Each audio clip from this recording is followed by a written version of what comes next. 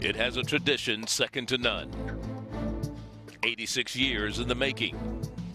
Turkey Day Classic comes to ESPNU next.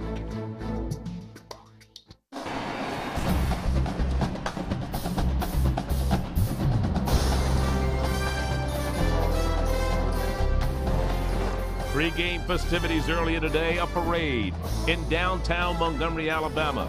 Headed for the Cramton Bowl, where the 86th edition of the Turkey Day Classic will take place. Alabama State taking on Tuskegee.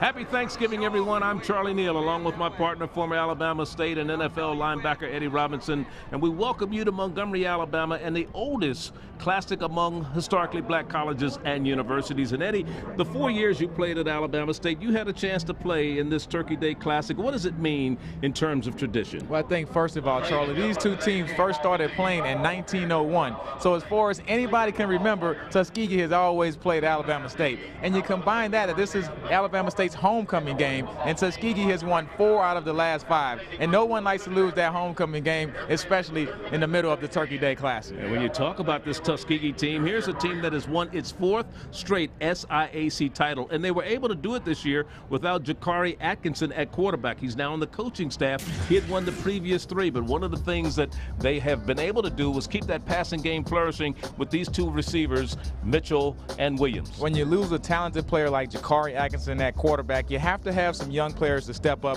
and they've gotten that out of Williams and Mitchell. They combined for 9 touchdowns receiving, and what I like about them is that they both average over 16 yards per catch. A lot of big playability in those Tuskegee wideouts. And when you look over on the other side, as far as Alabama State is concerned, they've had kind of an up and down year, but one of the things that has made Coach Reggie Barlow smile is his receiving core, especially Mathis and Andrews. Well, Coach Barlow's a former wide receiver at Alabama State and in the NFL. He knows something about that wide receiver position. Mathis and Andrews, a perfect combination. Andrews averages over 17 yards per catch. He's the big play receiver with the hands and the route running. Darius Mathis, he does his damage underneath. Together, they've combined to give Alabama State a very talented wide receiver core. It's the 86th edition of the Turkey Day Classic, and we'll be back with the opening kickoff from the capital city of Montgomery, Alabama in just a moment.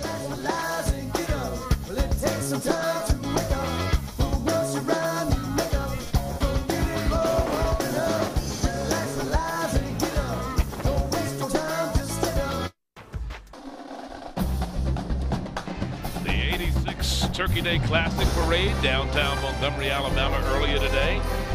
And about 40 minutes ago, the 2 teams talking about a rivalry meeting at midfield.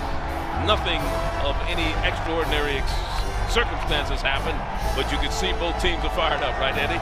Well, so much for about the pregame handshake. These kids know each other well. 84 players from within the state combined on both of these programs. And you see the classic history, 81st meeting between these 2 teams, with Tuskegee leading in the Classic. Tuskegee won 10 of the last 13, and last year, the Turkey Day Classic, it came this close to Tuskegee winning it. This pass reception by Lessa was waved off by the officials, which would have given Tuskegee the win. Instead, Alabama State comes out victorious. Well, I tell you what, that photo was circulated on the internet pretty fast after that football game, and it was SIAC officials who ruled that play incomplete, no touchdown, and that gave Alabama State the win, and it snapped that long winning streak that Tuskegee came into last year. 26 straight games they had won before that loss. As you look at Willie Slater, the head coach of Tuskegee University, in his 4th year, and every year he's won the SIAC title since he's been there. On the other side, Reggie Barlow, who's been under a little bit of pressure here this year, a little bit of fire, but he's hanging in there and hanging tough. Had a good meeting with him yesterday. Yeah, Coach Barlow, in his 3rd season at Alabama State, he hasn't had a winning record yet. Not the instant success that a lot of people wanted him to have, but still has the support of the fan and the community, and more important, the people who are hiring him. That's the president. That's right. So I think he'll be okay. He certainly will. And you look at the keys to this particular game. How do you look at it, Eddie? Well, you have to have big plays from these Tuskegee wide receivers. We talked about them averaging over 16 yards per catch, and also Hannah. He has to be the guy to stop the these Alabama State receivers. He's the co-defensive player of the year. They feel like he can play one-on-one against anybody on this Alabama State roster. Of course, with my trailer for Alabama State, they must control the running game. And finally, Alabama State has to score touchdowns in the red zone. They're only scoring 42% of touchdowns in the red zone this year, and that's been a lot of the problems why they can't get the W's. They move up and down the field, they get inside the red zone and can't score. Well, Alabama State in their home dark jerseys won the toss, deferred. They will kick off. Deep man is Antoine Mitchell. He'll field it right at the 19-yard line. Coming up the field as a flag down and gets out to the 39. There's another flag that goes down. So a pair of penalty flags on the opening kickoff between Tuskegee and Alabama State. And you look at this Tuskegee team as you look at our official today. We had 2 flags. That's Anthony Johnson, the referee. This is a Southwestern Athletic Conference crew. Last year it was a SIAC crew, and one of the officials got fired after that game, right? Yeah, that thing had a lot of repercussions. Let's see what Anthony Johnson has on this. Block below the waist against the kicking team, against the receiving team, that foul is declined. Illegal block in the back against the receiving team, number 6. 15-yard penalty on the spot, first down. So the ball will be marked down inside the 20-yard line, and the quarterback is Joshua Harris out of Blunt High in Mobile, Alabama. He's ranked number 1 in the SIAC in passing efficiency. And he came in throwing 7 touchdowns. He's thrown 2 interceptions so far this season. Joshua Harris on 1st and 10. They'll operate from their own 17-yard line, going to the left side with Forney on the carry. And he's one of our impact players for today's game, Eddie, I'm sorry. Yeah, Tony Forney. I mean, they run a lot of guys at the running back position, but he's the guy that leads the team with 457 yards rushing. Antoine Mitchell, number 3, the wide receiver. He can make big plays in the passing game. And, of course, Jonathan Hall leads the Tuskegee Tigers with 67 tackles and those tackles for loss. So a gain of 6 on that first running play. It'll be 2nd down and 4. Forney, the second back in the I formation behind the quarterback, Joshua Harris. Comes to the first back, and that's Pasley. Pasley has a first down, cross midfield, still on his feet, down the sideline, and finally tackled right at about the 28-yard line by Lee. Lee on the stop to save the touchdown defensively. The starters for the 2 teams, starting with the offense across the top of your screen. So a big run that time, and that was good for 41 yards. For Mr. Pasley, his longest run of the year. Yeah, just playing at the fullback position, the inside dive, not a lot of gap control by Alabama State. And there you see the fullback, 5'9", 190-pound, the junior is able to scramble for the big play early on in this ball game. Down to the 36-yard line. And here again, as Forney going to the left side. First down to the 21-yard line. They'll mark it at the 20. So Forney picks up some big yards that time. Preston Hale finally comes up to make the stop defensively along with Rashad Johnson. 16 yards on that run. So this drive that started at their own 17-yard line has moved all the way down to the Alabama State 20. Yeah, and early on, Tuskegee is just playing physical football. They're just coming off and going downhill with inside runs. And flags come down, whistle stop play. We may have some movement in the offensive line or side of the ball, or the flag was thrown actually way downfield by one of the field judges. The field judge. Legal substitution against the defense, 5-yard penalty, first down. So it's against the defense, illegal substitution. Wasn't anything that occurred on the offensive side. So it's a penalty of 5 yards against Alabama State, which should move the ball down to the 15. Would make it 1st and 5. And this Alabama State defense, they've been playing pretty good all year. They're only giving up 98.7 yards per game rushing the football, but so far Tuskegee is coming out and really attacking that defensive front. This time, whistles blow the play dead before they can get anything going. Timeout.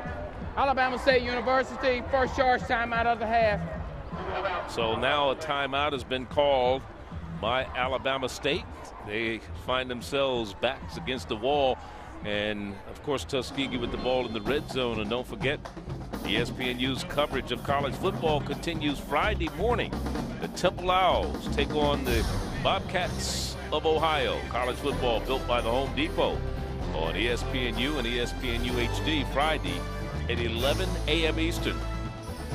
And the winner, there's the MAC East standings. Kent State last week, and if they win, that win clinched a share of the MAC East title. If they can win it outright, you know, they'll be doing something they haven't done in quite a while. They've never won 9 straight games in a single season. The old Temple Owls, Broad Diamond Street, Philadelphia. Bill Cosby will be proud. Here's a run straight up the middle, trying to get to the first down marker. Forney on the carry. Make that's not Forney, correction, that's Pasley actually on the carry.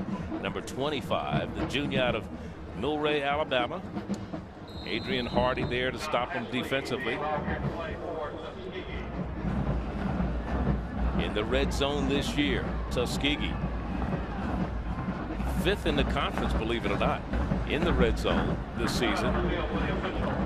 Out of the 28 touchdowns that they've scored offensively, 16 of those have come in the red zone.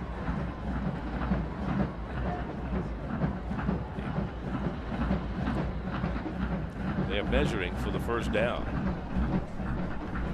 You see how short they are.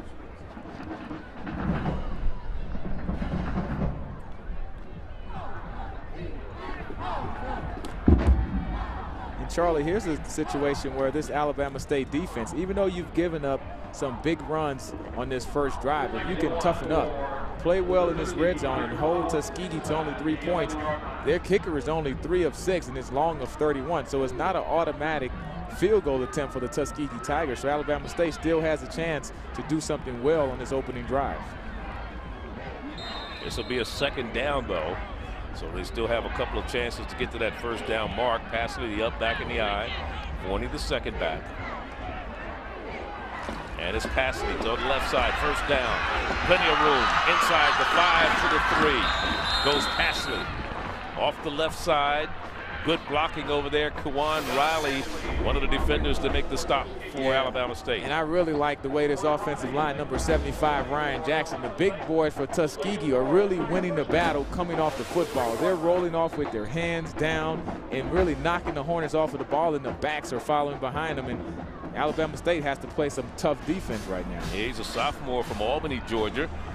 Young man, number 75 there. This is Forney following his blockers up the middle, going behind the center, Danny Daniels and Graham, Darius Graham up front, and he gets maybe a yard down to the 2, and it'll be second down and goal. Alabama State, you know, they switched defensive coordinators this year, and they went from a 4-3 to a 3-4 front, so they don't have as many big guys. They wanted to get more athletes on the field, but in this position, when you have a team that's running downhill, you can use a couple of big guys.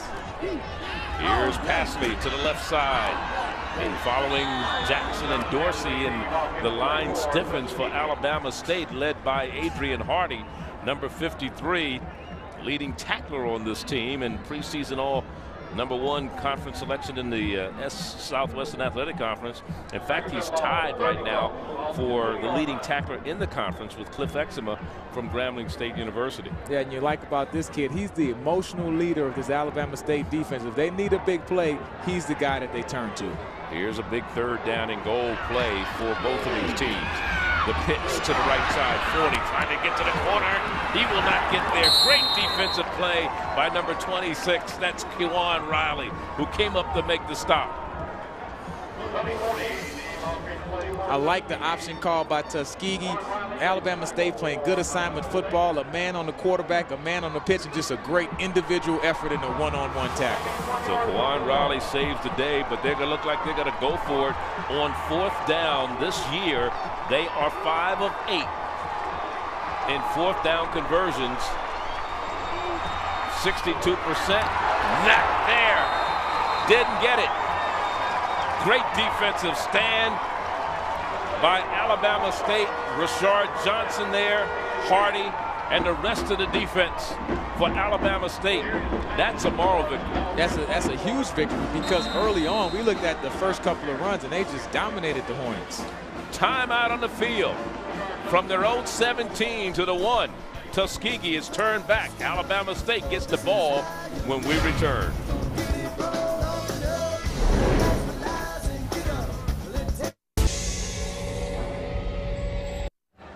First quarter, 10:31 to go. No score between Tuskegee and Alabama State. And coming up today on our telecast and our lesson plan, and we'll tell you about this after this play, is first down and 10. And our lesson plan for the day. The award winners from a variety of conferences, including the SIAC and the MEAC, will have a campus connection, what it's like to experience being a student at a historically black college and universities, and our Facebook question. Of course, Eddie, you know a little bit about that. Well, it's always great coming home. Of course, this is, my homecoming. Went to Alabama State, and it's the big time of year all around the state of Alabama and Montgomery. Here's the quarterback, Mitchell, trying to keep the ball, nowhere to run that time, as he is stopped by Darian Barnes. Let's look at our impact players on the other side here, Eddie. Yeah, for Alabama State, it all starts with Ramad Traylor. I mean, this guy has 534 rushing yards to lead the team. He can really control this football game. Darius Mathis, the big-time wide receiver, the 4 touchdowns. Big-time playability, and of course Rashard Johnson all over the field, plays that strong safety position. They'll set him up to make a lot of big plays defensively. Chris Mitchell is the quarterback starting the game today for Alabama State, ranked 25th in the nation in total offense among the FCS schools, and he keeps the ball on this third down play and tries to get his punter a little breathing room. So let's see if they can get it out of that deep area. That'll bring on the punting unit, and that's Andrew Lyons, who's averaging about 36 yards per punt this year.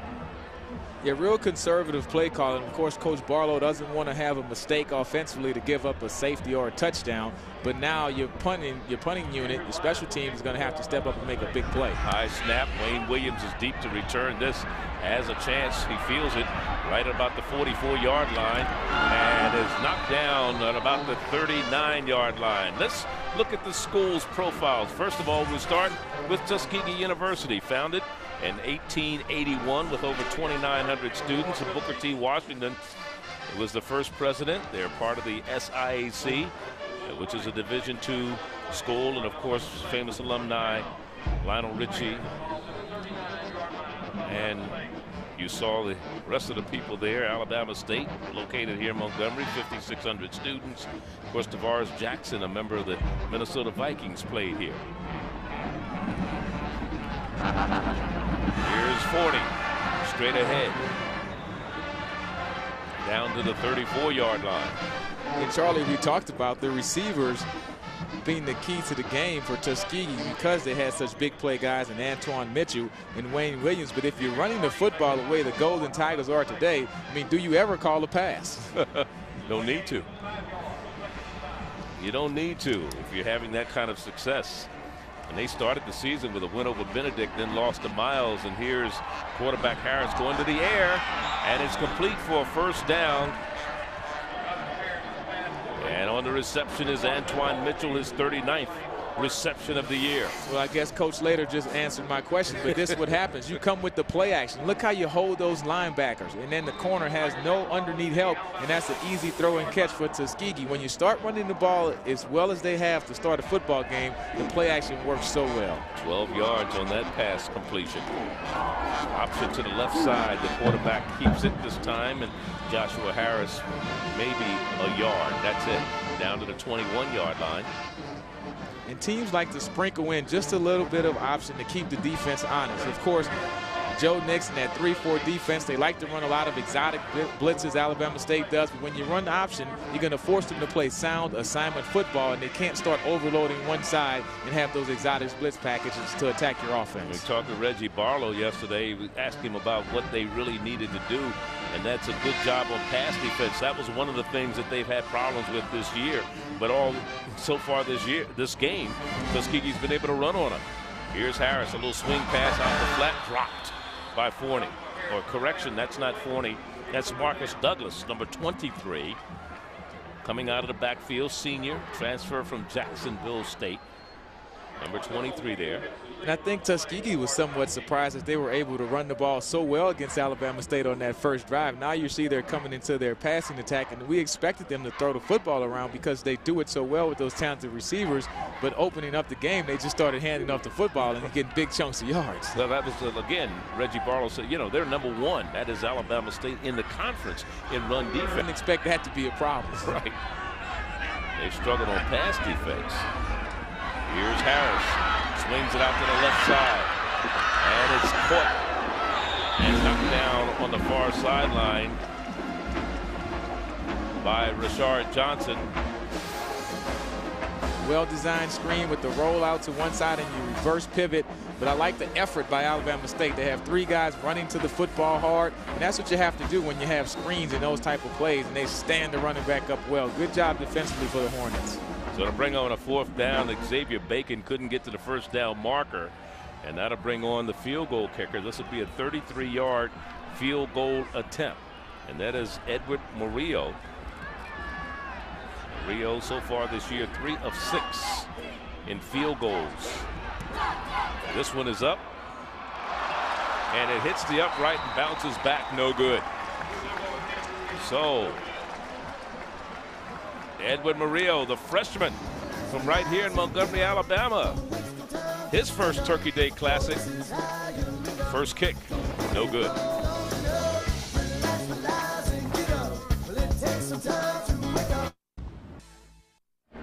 Still no score here in this 86th edition of the Turkey Day Classic, and men's college basketball action continues on ESPNU tonight as the Florida State Seminoles face the Gales of Iona.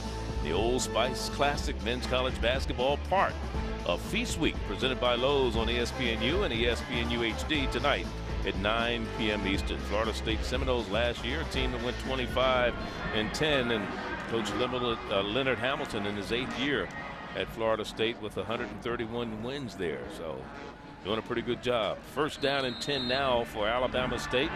Their best field position today. The second time they've had the ball at their own 20-yard line. And working from their own end zone. And now we have movement up front. A couple players decided they want to take off before the ball was snapped for Alabama State. Here's a team in terms of penalties.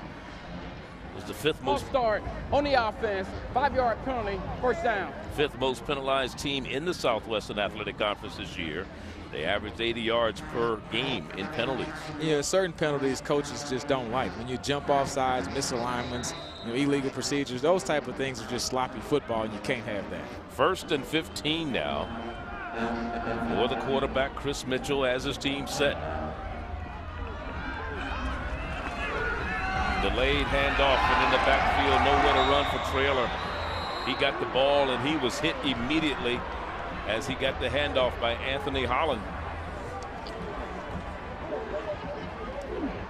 And Alabama State early, they've dodged a couple bullets. Keep in mind that they had a 1st and goal at the 1-yard line. They didn't give up any points.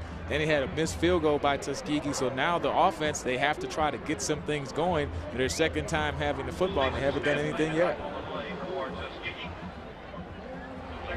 It is 2nd down. 2nd and 17. And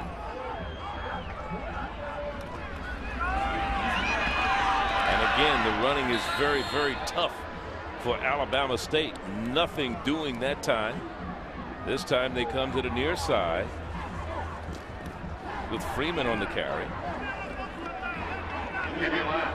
Happy Thanksgiving to those out there. Glad you could spend part of your day with us here, as it's homecoming for Alabama State and a great crowd on hand here at the Cramton Bowl in this 86th annual tradition of the Turkey Day Classic. From Montgomery, Alabama, Charlie Neal and Eddie Robinson.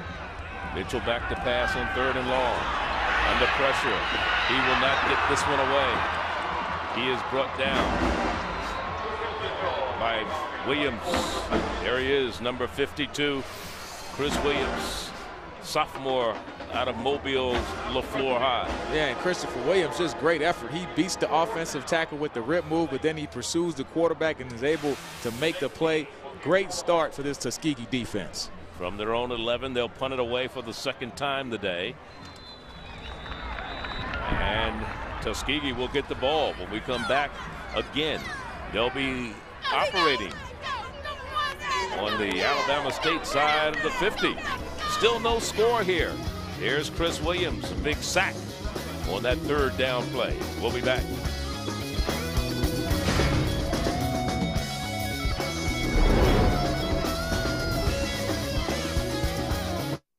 No score here in Alabama, Montgomery, the Turkey Day Classic. And we have a Facebook question for you, the fans out there. We want you to get to Facebook, www.facebook.com/ESPNU. What is the best HBCU rivalry in football?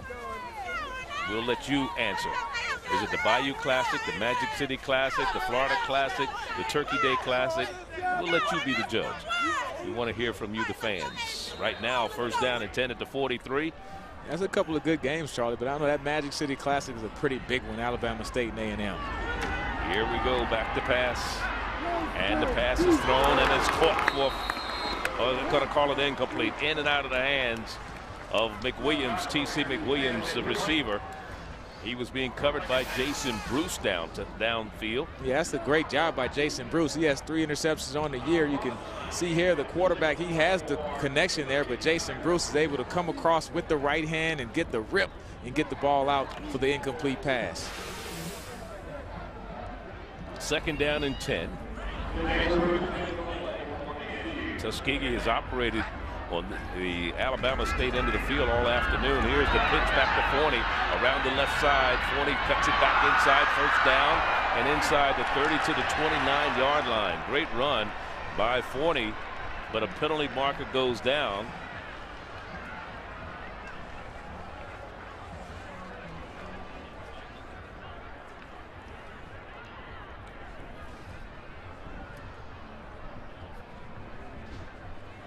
Personal foul, pulling the face mask against the defense, number 94. Half a distance to the goal, first down. So we have a penalty, face mask.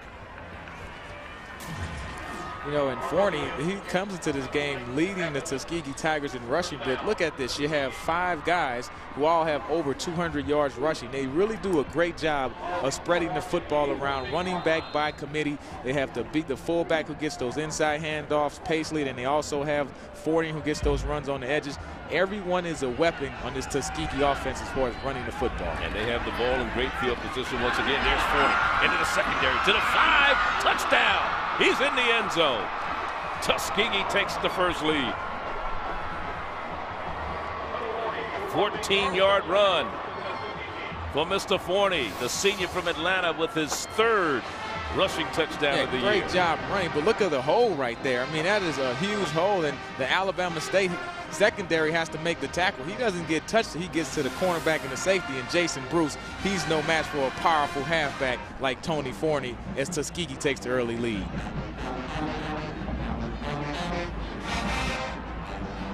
For the point after, Rio, this kick is up and it's good.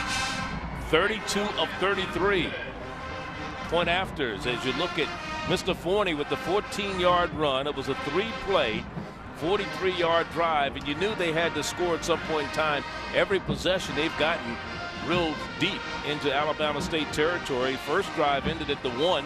The second drive, they missed on a 33-yard field goal, and they get the ball at the 43-yard line this time, and they take it into the end zone. Yeah, Tuskegee and their fans and the Tuskegee band have a lot to cheer about, because so far they're taking it to this Alabama State defense. They're basically being a lot more physical, and that's what you want. I mean, they're firing off the ball offensively. That offensive line is getting movement, and the running backs are running with a lot of authority. The closest or the furthest Alabama State in their 2 possessions has gone was at the 20, and then they went backward from there because they got a penalty. Then they got their quarterback or their running backs tackled for loss, and then the quarterback sacked. So Tuskegee will kick it off.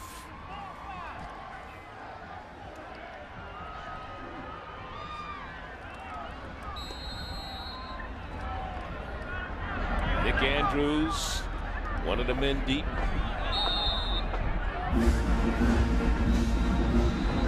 Craig Freeman is the other man who is deep to return this kick for Alabama State. Freeman on the near side.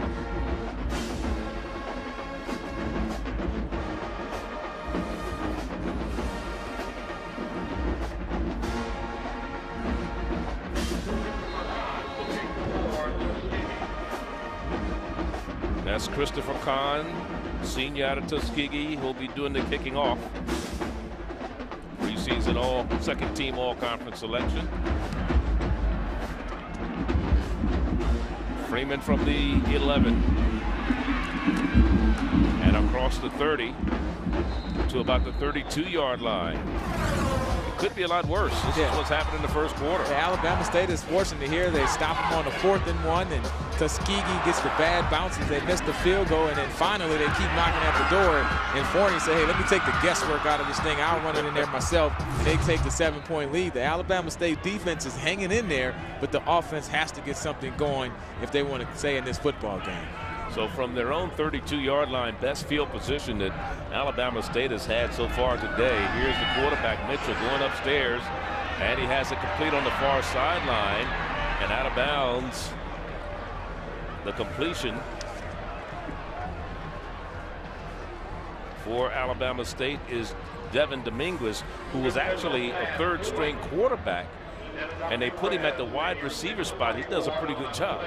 Yeah, he does. I mean, this kid has come into the game with 14 receptions and a big touchdown. We saw him earlier at the Magic City Classic, and the big, tall kid is able to make big plays in the middle of the field. 2nd down and 4 after a 6-yard gain. Mitchell takes off and runs this time. Bounces it to the outside, still on his feet, 1st down, across midfield and into Tuskegee territory.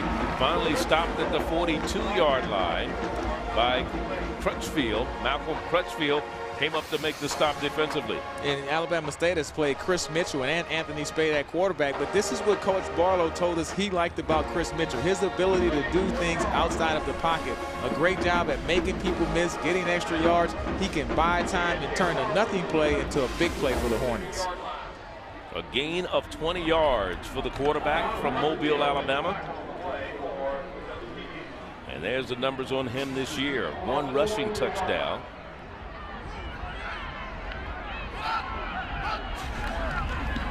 And here's a delayed draw play. Gets it into the belly of Tim Clark. And Tim Clark down to the 35-yard line. A gain of about 7 on the play for Clark. Yeah, Tim Clark is a small guy. You can tell he just kind of hides behind those, but you like that stutter step, the way he's able to make the first guy miss. Then we talked about Ramad Traylor in this running game having an effect. Alabama State has to get something out of this running game to keep this Tuskegee defense honest. You can't just sit back and play pitch and catch because they'll put a lot of pressure on your quarterback. Clark beside his quarterback Mitchell right now. And Mitchell decides to keep the ball, but he's hit immediately by number 79 on the defensive side for Tuskegee, and that's Bennett, Dreer Bennett. Yeah, big number, 79, Bennett. I mean, he does a great job. Good feet by his guy. I mean, he could have went with the fake, but he just stayed with the quarterback and put all 314 pounds on top of the Alabama State quarterback. You can't have that happening too many times. And look at Tuskegee defense. No points allowed in 8+ quarters. Yeah, they've shut out their opponents last 2 games in terms of touchdowns that they allowed from the offense. As a sack is gained that time by Darian Barnes. 2nd time we've seen him get into the backfield today. That'll bring up a 4th down situation for the Hornets of Alabama State as the ball is moved back across midfield.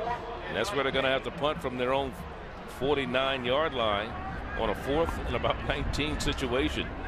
And that'll bring on the punter, Jake King. So make that Lyons. Lyons is going to do the punting today. Spade had done some of the punting. And it takes a Tuskegee bounce back to the 28-yard line. Don't forget the Home Depot ESPNU College Football Awards returns to ESPN on Thursday. Show on ESPNU. Don't miss it. Some of the finalists. There they are. The best defensive player, Terry Cody, Brandon Spikes, and Mr. Sue. That's a tough one because Sue is a great player, but Brandon Spikes, man, I like him also. How about Mount Cody? How much turkey you think Mr. Mount Cody's eating today? That was Martin on the carry that time. Yes, it'll be interesting, that award show. Some of the people that are now finalists for the award, and of course some turkey still going on, turkey cooking still going on here right outside the stadium. And this tradition, long-honored tradition. Pass complete near side and step out of bounds was Mitchell. Antoine Mitchell, the junior from Atlanta, with his 39th, make that 40th catch. He had one earlier today, 40th catch of the year. 2 receptions in this game. Saeed Lee on the stop defensively. So the first quarter comes to an end here. 86th edition of the Turkey Day Classic is in the books. The first quarter, 7-0 our score from the Cramton Bowl. We're in Montgomery, Alabama. Glad you could join us and spend your Thanksgiving with us.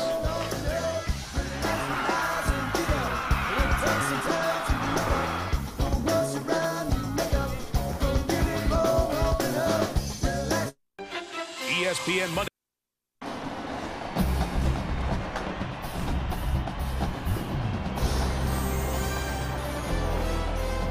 The year before I got there, they went 12-0.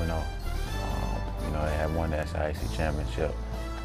You know, them playing Alabama State, you know, and Turkey Day Classic is a big thing there. So, you know, it was a real, a lot of rich tradition that goes back, you know, before I was even born, you know, at that school. As you look at Willie Slater, you looked at Drayton Florence, who played there before Willie Slater came on board. He has never lost more than 2 games in any season. He did that his first year there as Forney takes off the right side and gets to midfield. And there's the football history. First year was 1894. 600. They were the first HBCU school to ever win 600 games as a school.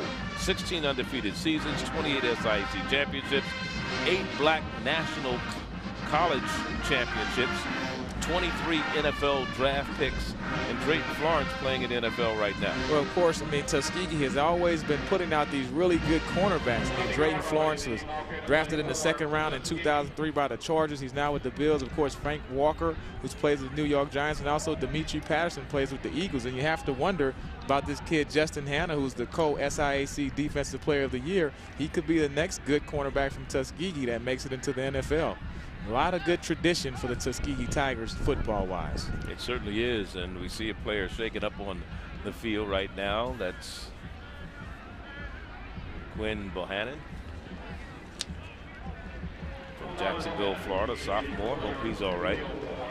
But you looked at Willie Slater, and you talked about the fact he came in here back in 2006, won the SIAC championship his first year with a record of 10-2 overall. He was 12-0 the next year, and then he was 10-1 last year. He's got 2 losses to his credit this year, so he's never lost over 2 games in any season since he's been here. He's trying to make it another traditional win over Alabama State in this Turkey Day Classic and spoil Alabama State's homecoming. And of course, he replaced Rick Comedy, who was doing such a great job at Tuskegee and went to Jackson State. Here's a pitch to Forney to the right. Forney turns the corner, has the first down right at about the 44-45 yard line.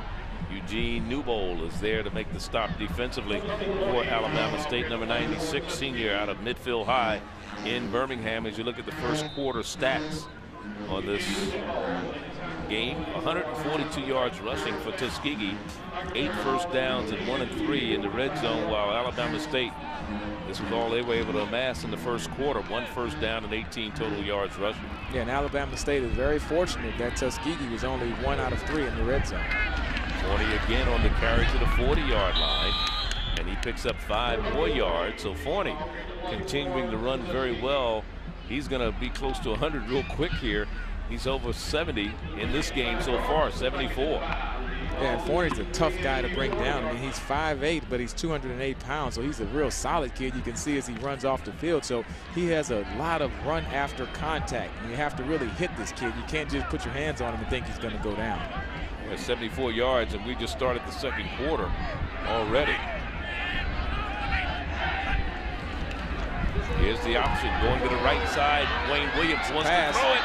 Has a man open. Mitchell! Incomplete. He couldn't hold on. Covered downfield by Jameer Williams in the end zone, number 1.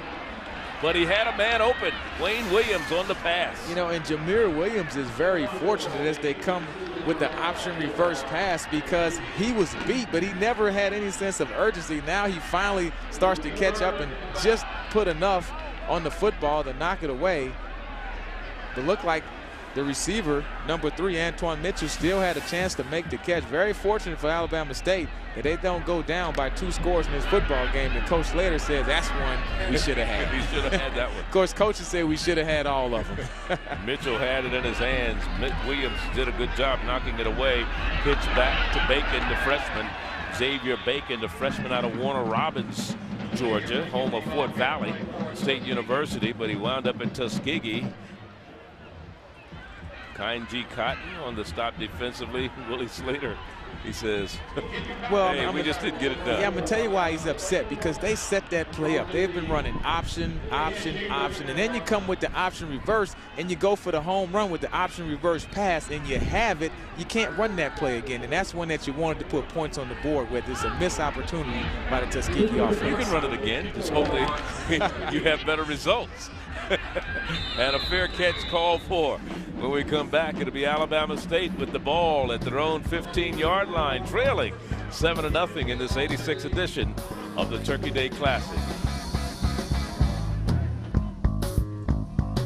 A true story from Farmers Insurance. I was blown away because she told me about these lower rates. The Farmer's Way is about bringing value to the clients.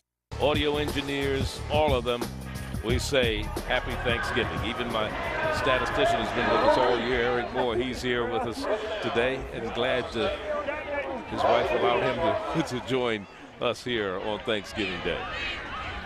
First down and 10 at their own 15. Alabama State trying to get something going, and I'll tell you, it's been rough. They've only averaged 1.6 yards per play so far in this ball game, while Tuskegee on the other side, Eddie, has averaged 6.7 yards per play.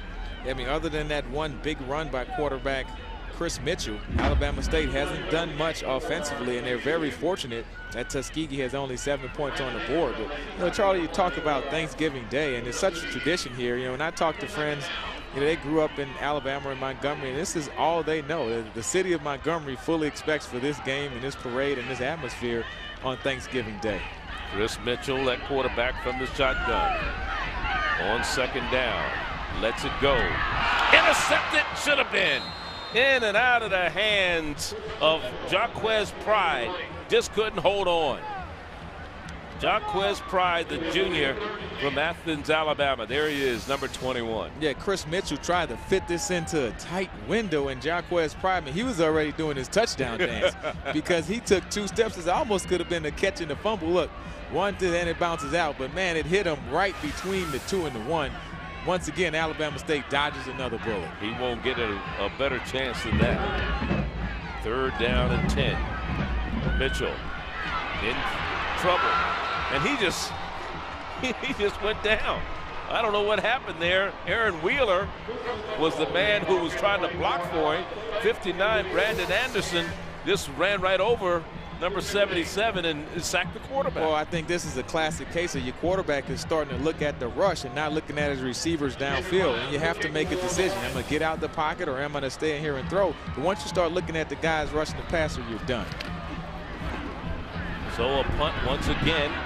This one will be returned down the right sideline by Wayne Williams and out of bounds in front of the Tuskegee bench. Now, you're talking about homecoming here. They brought back the alumni cheerleaders, some of the more traditional ladies are out there cheering today. Well, I guess that's the best way to put it. Huh? Yeah, and I think the young ladies that have on the all-black are the ones that are the alumni cheerleaders, and with the regular uniforms are the current cheerleaders. But that, that's what homecoming's all about. And talking to some of the cheerleaders yesterday, I think they had someone who was off the original cheerleading squad from Alabama State. Was way that back in 1800? Not that far ago, Charlie. You said original. Not the first, the original. It's a difference. Okay. Well, you mean they didn't have cheerleaders until 1944? That's what I'm assuming, because from what they told me, that she was one of the first cheerleaders at Alabama State. I didn't investigate any further than that. From the 49, here's Tuskegee with the ball. The throw, it's complete to Mitchell to the 46-yard line. Gain of about 2 or 3 on the, actually, let's see where they marked the ball. Actually, only gained about maybe 1 back to the line of scrimmage, if not much more than that.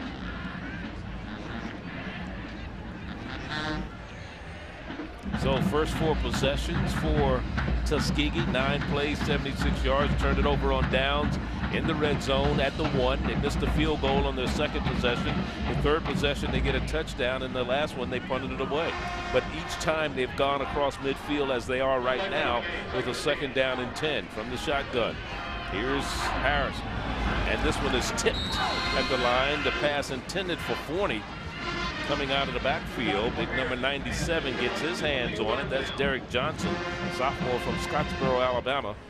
And Charlie, you talk about those Tuskegee drives. Keep in mind they had the option reverse pass that it could have easily put a touchdown on the board. So Tuskegee could be up 21-0 here, but you leave those points on the football field. If you coach later, you have to be concerned. When you don't take advantage of the opportunity to score in the first half, you mess around in the second half, and one big play by Alabama State, and it's a tie ball game. Talking to Reggie Barlow yesterday, he was talking about how explosive this offense of Tuskegee is, and that they have a lot of confidence to the point where they believe they're supposed to win. And this one is caught for a 1st down on the far sideline. This time it is Antoine Mitchell. He picks up the 1st down. Big gain for Tuskegee, and they move the chains. Yeah, and you can see the skill of Antoine Mitchell. He's averaging 17.4 yards per catch. Not a great ball, but look at the hand skills, just to reach back and make this catch, and he makes it look easy. And you like that out of a receiver. I mean, this guy is a big play receiver every time he touches the football. 13 yards on the reception, his 3rd reception of the day. And they move the chains, 1st down and 10. Forney on the carry. A gain maybe of a yard or 2 at the most before the black jerseys of Alabama State come in to make the stop. We're in Montgomery, Alabama, the 86th edition of the Turkey Day Classic between Alabama State and Tuskegee University. Along with Eddie Robinson, I'm Charlie Neal, and we'd like to say from our family to yours, happy Thanksgiving. And that's a very subdued Alabama State crowd right there. Not a lot of people are cheering in his homecoming because it's been all Tuskegee so far in this first half. Forney again bounces it to the right side. And it was Jason Bruce, the first man to hit him, number 5. One of the things that you do as a team for most practical purposes, you schedule somebody you know you're going to beat for homecoming. This is something you've been scheduling this Tuskegee team for years and years and years. And Tuskegee has been really coming and bringing the wood with them. Well, probably over the last 10 years, Tuskegee has really stepped up their program. They're winning a lot of SIAC titles. Once they got Coach Rick Comagee, he did a great job with this Tuskegee program as far as recruiting, and he just passed the torch on to Coach Slater. And now you have a true powerhouse, and this is a team that they play other SWAC schools, and they do extremely well. The pass knocked away, good defense downfield, and that's big number 36 there on the stop. Saeed Lee got his hands in there, knocked the pass away. Yeah, he did a great job of his anticipation, realizing that they're going for the 1st down, and just did the cut underneath. But look at Willie Slater and what he's done at Tuskegee in 06, 10-2 SIAC championships in 06, 07, and 08. And keep in mind, it had a very long winning streak. Was it like 22 games? 26. 26 games last year, of course, with Jakari Atkinson, which was upended by Alabama State with that very controversial call at the end of the game. And now Tuskegee going for it on the 4th down play. Second time they've gone for it on 4th down today. Now the quarterback, that would be incomplete. even if he catches it, because he ran out of bounds. That's the receiver, Wayne Williams. He went out of bounds and then came back inbounds. So even if he'd have caught the ball, he couldn't have been the first one to touch it. He went out of bounds on his own. He was not pushed out of bounds and then came back and tried in the field of play. So they turn it over on downs for the second time today. The ball will be spotted at the 30. Alabama State still playing tough defense. They trail by 7.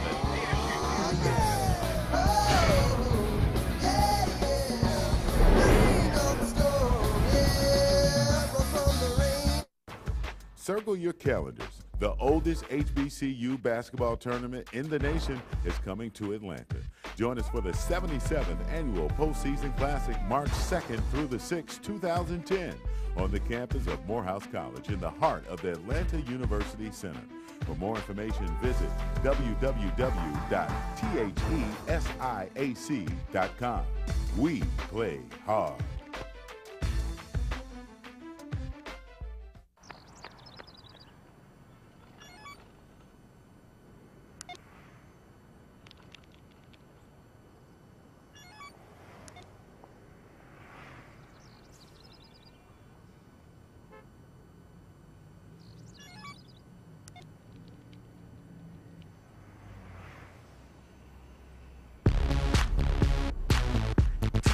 It's right here. It's easy. It's the money you could be saving with Geico.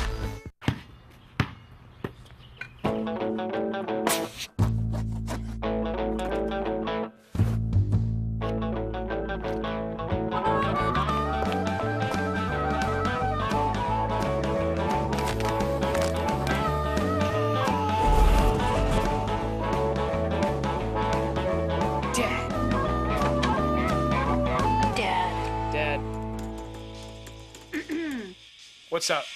My jersey? My laptop. My baseball. My cell phone. My basketball. Jared! What's that? Skinit.com. Go there now. At Skinit.com, you choose your IT device and your passion, and we skin it for you. Skinit.com. Jared! You dream it, we'll skin it. 7-0 Tuskegee over Alabama State. Don't forget ESPNU's coverage. College football continues Friday morning. The Temple Owls take on the Ohio Bobcats. The 9 wins for Temple and the most victories for a Temple team since they won the 1979 Garden State Bowl. They were there with a 10-2 record. College football tomorrow at 11 a.m. Eastern. Here's Alabama State with a pass that's complete. And it's Nick Andrews on the reception. You know, and if you're Alabama State, you're going to have to go to this because you have two talented receivers in Nick Andrews and Darius Mathis, and they feel like they can get open one-on-one against anybody on this Tuskegee defense. Now you're going with a no-huddle offense, try to speed up the tempo. You have to do something different because you can't just hand the ball off to the running back and continue to get stuffed. 8:10 the time remaining, first half.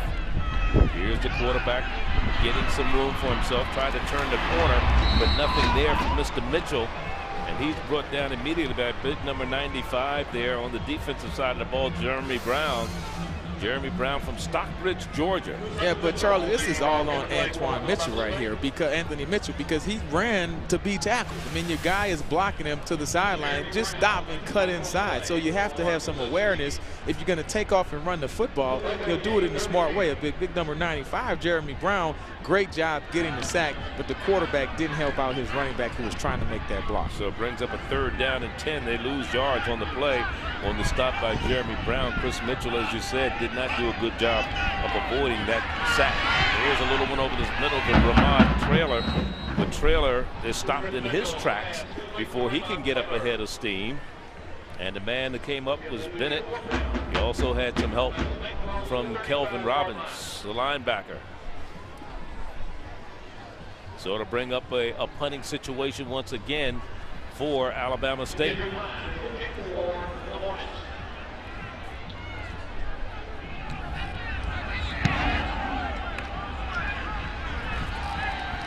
Fair catch called for by Wayne Williams.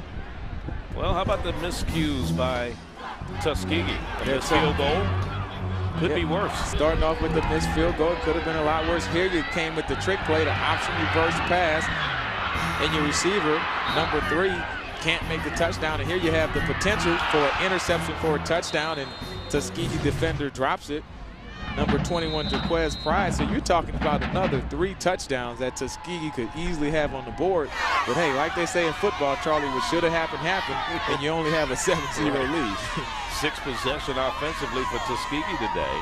They've turned it over on downs twice, missed a field goal, punted once, and here's a long pass. Has a couple flags down as this one goes complete to Antoine Mitchell. It's his 4th catch of the day. Let's see what the penalty markers are going to be about. There are 2 flags down on the field. Rashard Johnson was there defensively for Alabama State. 6:39 the time remaining in the first half. Our referee, Anthony Johnson. Holding on the offense, number 75, 78. One of them. Holding on the defense, number 3. Penalties were offset. First down. So Preston Hale on the defensive side, either Dorsey or Ryan Jackson. Take your choice, 78 or 75 on the offense. But anyway, the penalty's offset, and they'll replay the down. If Alabama State can try to hold Tuskegee here to a 3-and-out, which they haven't had a lot of success in doing, they maybe can get some good field position and make something happen offensively. But so far, this Tuskegee offense moving up and down the field, getting a lot of yards, but they're just not getting a lot of points. Yeah, they'd started the season with a win over Benedict, lost to Miles, beat Fort Valley Clark and Kentucky State before losing to Alabama A&M. Then they won 4 straight. Their last 4, 40 to the 36-yard line. Their last 4 wins came against Morehouse, Albany State Lane, and Stillman. You know, and that talent level between FCS and Division II isn't as big a gap as it used to be. And of course, they're recruiting a lot of the same kids in the state of Alabama. And when you talk about a Tuskegee program that's had the success they've had the last 10 years, putting guys into the NFL, you know, they can recruit head-to-head and get some of the same kids that Alabama State and Alabama A&M play. And, you know, they play both of those SWAC schools, so you're playing the same teams also. Second down. Here's the pass. Wide open at the 40. Flag is down, but the pass is complete to big number 88 for, that's Thomas Wilder, his 5th catch of the year from Hoover, Alabama. Riley defending downfield. Let's see what the flag is all about. Holding on the defense, number 58. That foul is declined. First down. Anthony Burney, number 58, guilty of the holding. There he is right there when the man got away from him. Well, I tell you what, if you're going to hold him, make sure he doesn't catch it. Go in and take the 10-yard penalty. Get a good tug next time. Rather than a 27-yard completion, right? Exactly. You're rather the 10-yard penalty. First down and 10. Here's the quarterback. Decides to keep it. That's Harris. Joshua Harris still on his feet. Still on his feet. And down to the 16-yard line goes Joshua Harris, the quarterback. That's probably his longest run of the season. He had designed quarterback draw. I mean, he's not known to be an explosive runner, but here making people miss, weaving through traffic, doing his best Jakari Atkinson impersonation. And now, once again, Tuskegee is inside the red zone, and we'll see if they're able to cash in. And you look at the stats there. I mean, man, in the first half is all first quarter all Tuskegee, and continuing into the second quarter, it's still been all Tuskegee with that offense. A gain of 20 yards. That's his longest run of the year. Forney beside him. Now he's rushing to the right. Option play. Pitches to Forney. Forney trying to turn the corner, but he will not be able to turn the corner as he was met over there by Jonathan Maslin.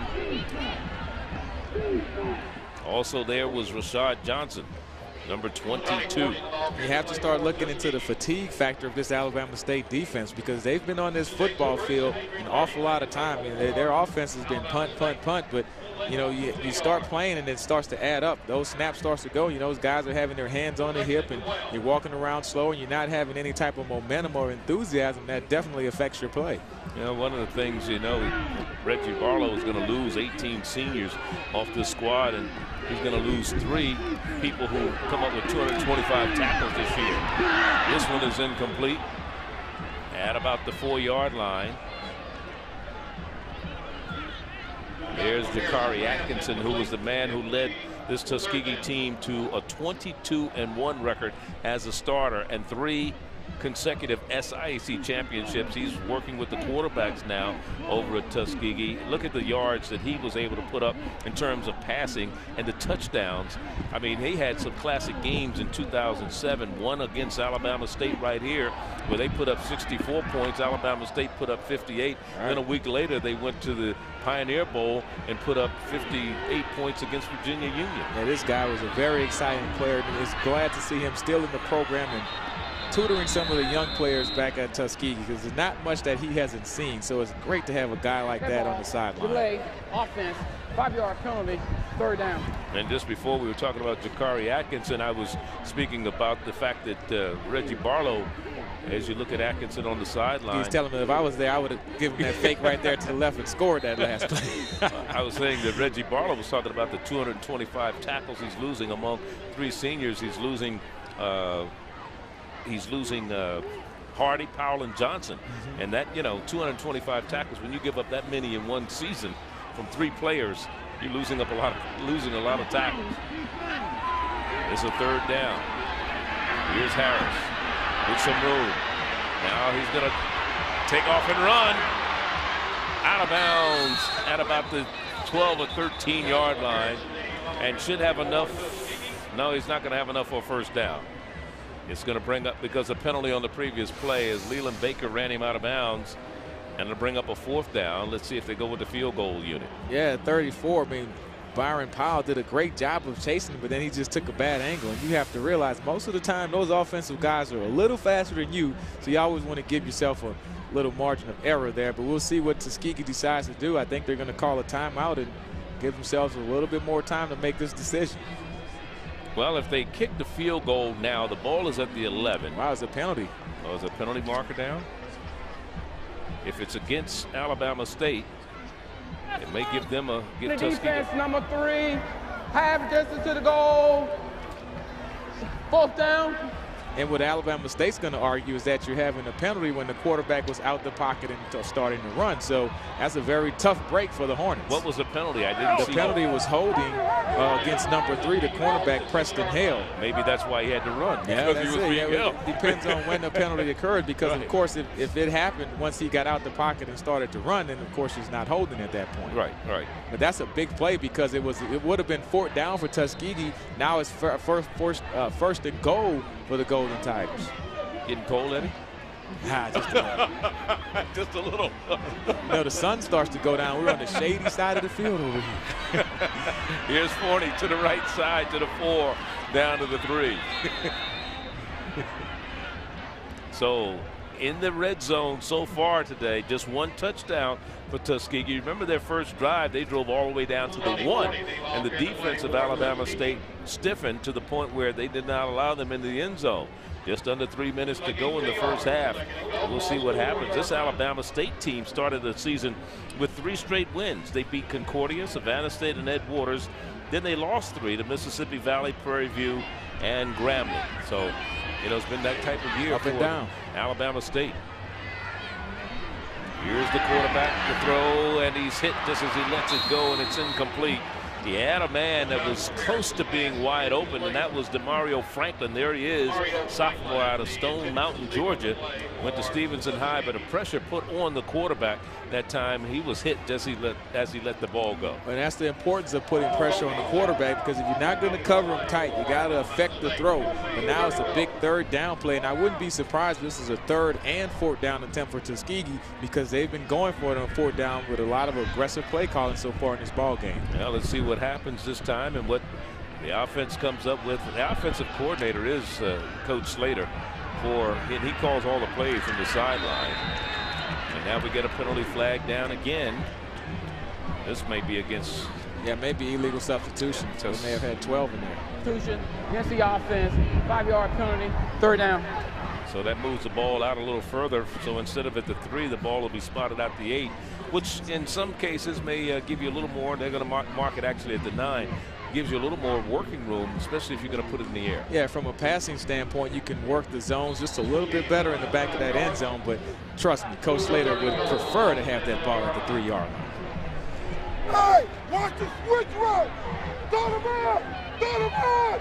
Throw the man. Switch route. Switch route. Taking a long time getting out of the huddle and getting on the field. All of the defensive coaches are saying, watch something different. That's always funny when the coaches are trying to give you those last-second comments. Here's a pitch to the left side. Now a throw by 40. He wants to throw it, and he's hit down at the 4. He acted like he was going to throw it. He pulled up and then decided when he ducked under a defender to take off with it, so to bring up a 4th down. I mean, that was a great Houdini move by number 13, Tony Forney. Let's look at the pump fake, and both of them go for it and just out-leverage, and then he just turns back to his running back skills and does a great job of making that negative play into a positive to set up the short field goal.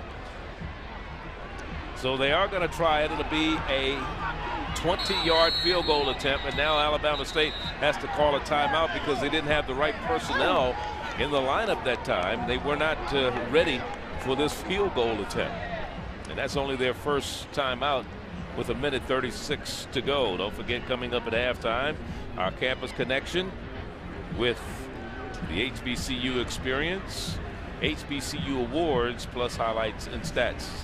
My correction on that, they have 1 timeout remaining. Tuskegee has all 3 of theirs left.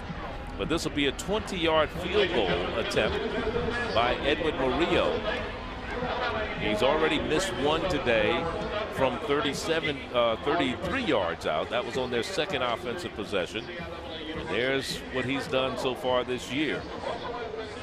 His long attempt was a 46-yarder against Albany State. His long one that he's made this year was 31 yards. And this is not an automatic kick, because keep in mind, he's not in the center of the field. He's on the left hash. That angle is going to make this kick just a little harder. And you have a strong crosswind that may take effect with this kick.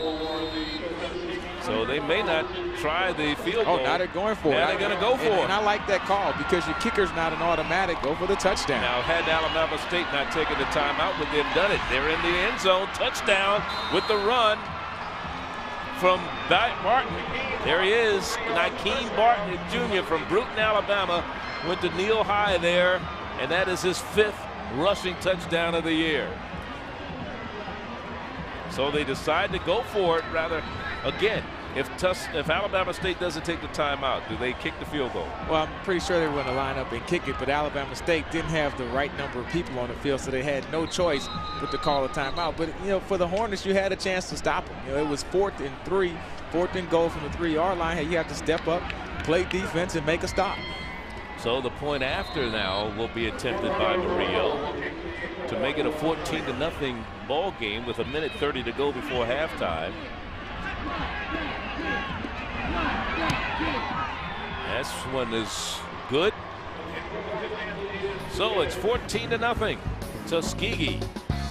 Here's the run by Mr. Martin, the junior from Bruton.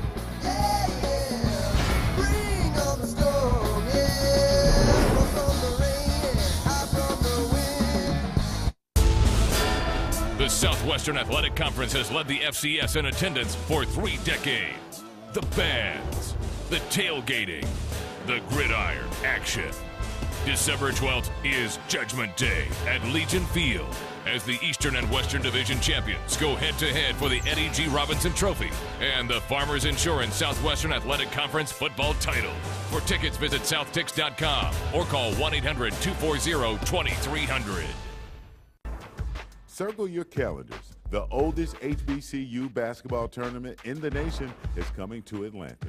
Join us for the 77th Annual Postseason Classic, March 2nd through the 6th, 2010, on the campus of Morehouse College in the heart of the Atlanta University Center. For more information, visit www.thesiac.com. We play hard.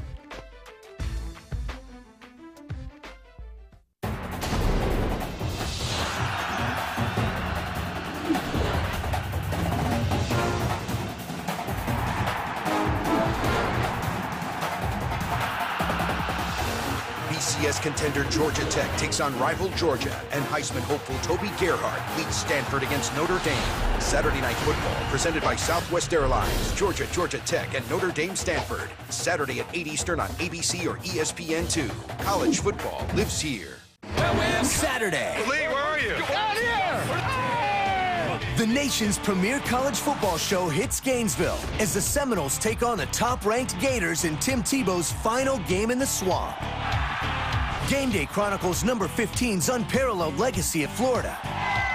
Plus, how the Trojans granted a young boy's last wish before he lost his sight. He's such a strong kid, such a unique individual. ESPN College Game Day, built by the Home Depot, Saturday at 10 a.m. And again, we say happy Thanksgiving. 14-0 our score here. 1:30 before halftime. Tuskegee over Alabama State. Looking at the Sheridan poll, the latest top 10, Tuskegee holding down the number 3 spot. South Carolina State on top. They'll play Appalachian State on Saturday up in Boone, North Carolina in the first round of the FCS playoffs. Of course, Tuskegee will play in the Pioneer Bowl next Saturday.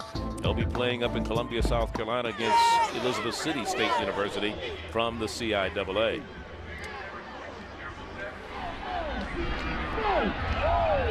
From the 16-yard line and a fumble, possibly the first turnover of the ball game. Waiting for the official signal. Haven't seen anything official yet from the referee. It's like fighting over the last turkey leg down in there, Charlie.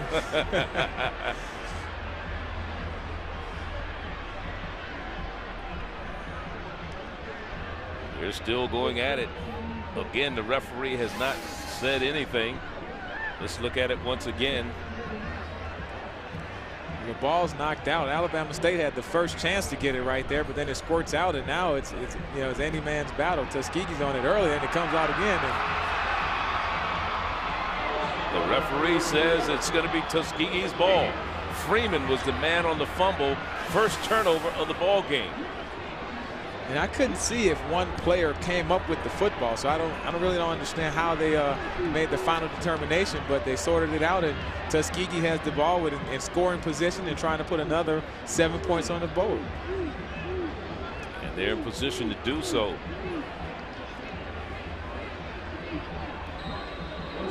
So 1:20 to go. And now Tuskegee, who just scored their last possession, will get the ball first down and 10, and there's Reggie Barlow. He's on the field. He wants to talk to the referee. He wants to find out, I think,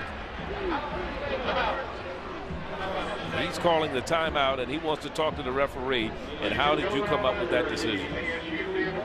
Well, I think that's exactly the question he just asked him, because if one player doesn't come up with the ball, it's hard to say who had it. But of course, in the bottom of that pile, the referees have to make a determination of which kid has the ball. Everyone's pulling on it, and if it's not clear possession, then it's hard to make that determination. It's a tough call. Well, it is a tough call, and I guess maybe whoever pulled the hardest, like you said, who had some turkey still left on that leg. And again, we invite our fans watching today to log on to Facebook.com and ESPN. And what do you think is the best HBCU football rivalry? We have the Turkey Day Classic right here. We have the Magic City Classic, which is between Alabama State and Alabama A&M. And, of course, the Florida Classic between Bethune-Cookman and Florida A&M. You have and of course, you played in both the Magic City and the Turkey Day Classic, Eddie. Yeah, the Turkey Day is a big game, but I think that Magic City Classic, with everything that happens before the game, the tailgating starting on Wednesday, that's the biggest game to me. They've been tailgating here a while, too. Here's the pass, and it's incomplete, intending it for Antoine Mitchell, who was trying to make his 4th reception of the afternoon. He has 3 catches, 34 yards. Last year against this Alabama State team, he had 2 receptions. And we look at some of the other notable classics, the Atlanta Football Classic, the Bayou Classic coming up Saturday in New Orleans between Grambling and Southern University, the Circle City, and of course the Morehouse Tuskegee Classic. And that Jackson State, Tennessee State, that Southern Heritage is always a big one also. It is. Here's our quarterback, Harris. Throws in the end zone. Touchdown. He made that look easy, and it was DeMario Franklin on the reception, his second touchdown reception of the year. It all starts up front. The Alabama State pass rush, they don't keep contained. Once you let a dangerous quarterback out of the pocket, he buys time. The receivers uncover and a good throw and catch, and Tuskegee takes a 20-0 lead. 8th touchdown pass this year for Joshua Harris. 28 seconds or 22 seconds between the last 2 touchdowns, and the point after is good. And it's 21-0, just to show you how quickly things can turn around. They fumble the ensuing kickoff. That is Alabama State. Freeman. Tuskegee doesn't take long. They put it in the end zone for 7, and they lead it by 3 touchdowns. Well, Tuskegee, they came out running the football, but we talked about the talented wide receivers and the things that they can do in the passing game, and they haven't disappointed. You know, they started off slow, had some missed opportunities for big plays, but now that this game is starting to settle down, you can see this Tuskegee offense is putting points on the board, and the Alabama State offense has yet to respond in any form or fashion. They haven't done anything offensively. I know Waverly Tiller's anxiously watching this game. His Elizabeth City squad will play them in the Pioneer Bowl next week up in Columbia, South Carolina on Benedict's campus. And you know, Waverly Tiller is one of those disciples of Joe Taylor, who's the head coach at Florida A&M. You know, we talked to Coach Slater a couple weeks ago when we had a Tuskegee game about them not going to the playoffs. Of course, they played in that Pioneer Bowl. Even though they win the SIAC the last couple of years, they don't go to the playoffs because of the date of this Turkey Day Classic. So you have a very good Division II football team, but they don't get that opportunity to compete into the playoffs.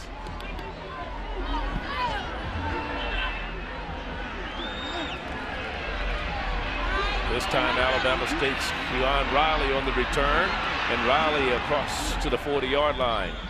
Don't forget, coming up Saturday right here on ESPNU, Tennessee and Kentucky. Of course, we know about the FCS playoff. We talked about App State hosting South Carolina State. Maryland, Boston College, Ralph Friedgen on the hot seat. And then the Navy travels all the way across the seas to Hawaii. We missed that trip, Eddie. We missed that one. Hawaii, 13-1 in November since 2006. That's a tough trip for Navy, huh? Yep, it is. I'm sure they'll enjoy it. Are they going to take a ship across, or are they going to fly? Here's the quarterback running. Mitchell out of the pocket and finally out of bounds in front of the Tuskegee bench with 51 seconds to go. And, you know, in that play there, Charlie, I was looking downfield, and Chris Mitchell, we saw him trying to direct traffic, but no one was getting open. So, I mean, he did a great job of just taking a couple yards. But the Alabama State receivers have to realize when your quarterback is in that scramble mode, you have to uncover and try to get open. Well, the clock stopped as he got out of bounds. It'll be second down. More importantly, they got to get it downfield, at least to get into field goal range. And we're going to get some movement on the offensive side of the ball as whistles blow and the flag comes out. Now, false start on the offense, number 80, 5-yard penalty, second down. T.C. McWilliams, the receiver.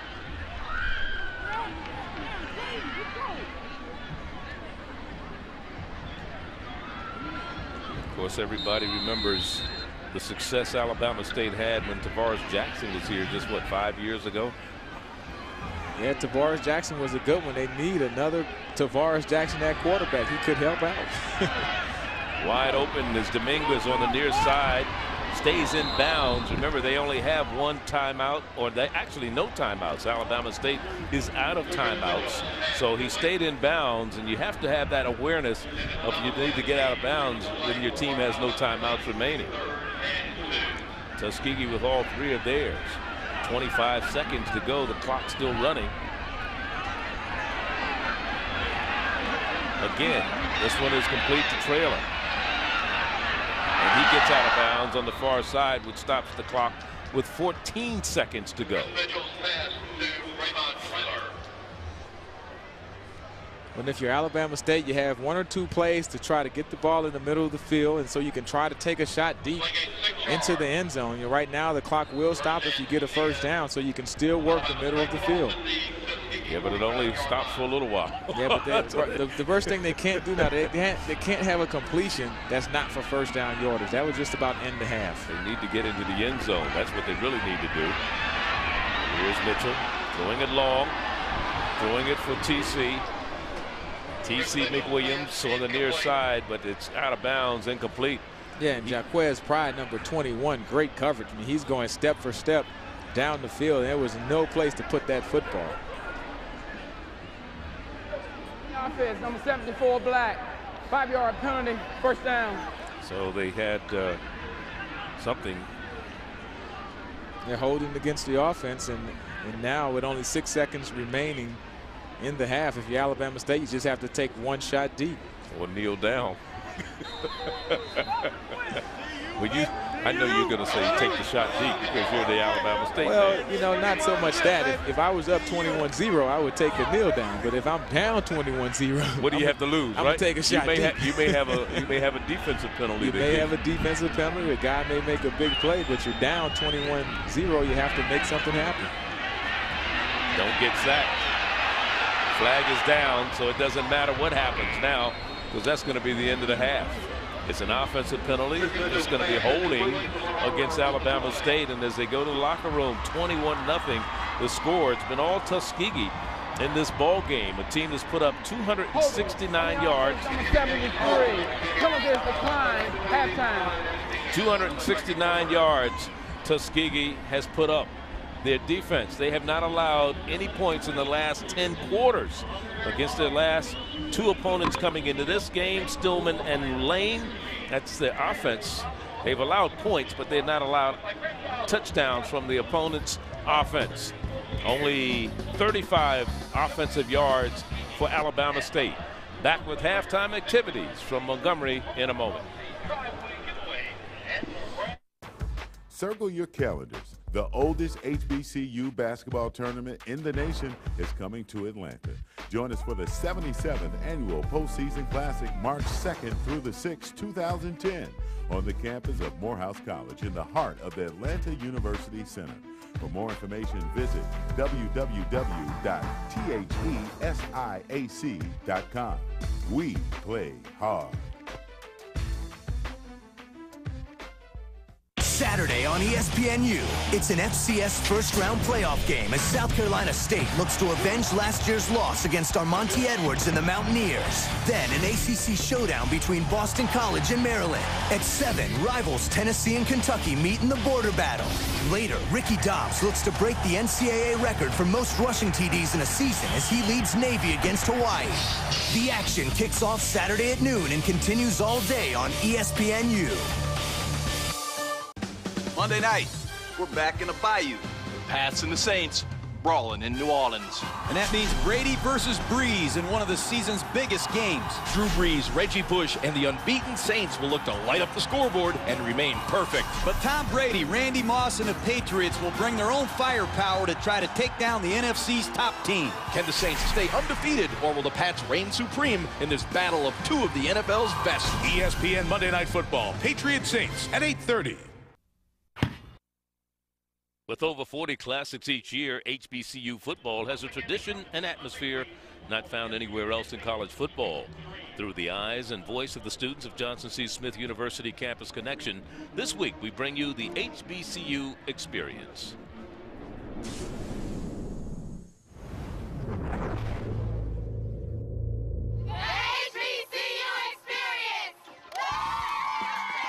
Historically Black College is founded to offer the dream denied by other collegiate institutions of the time. Filled this role not just athletically, but 21-0 our score here at halftime. We'll check out some of the first half highlights of this particular game. Alabama State's defense, a good job early on stopping Tuskegee at the 1-yard line on a 4th-and-1 situation, but then they started getting it going. Here's Forney on the run, and he takes it into the end zone on a 14-yard run, and then it was Barton, 3-yard run, made it 14-0. After the fumble here, 22 seconds later, it was Harris.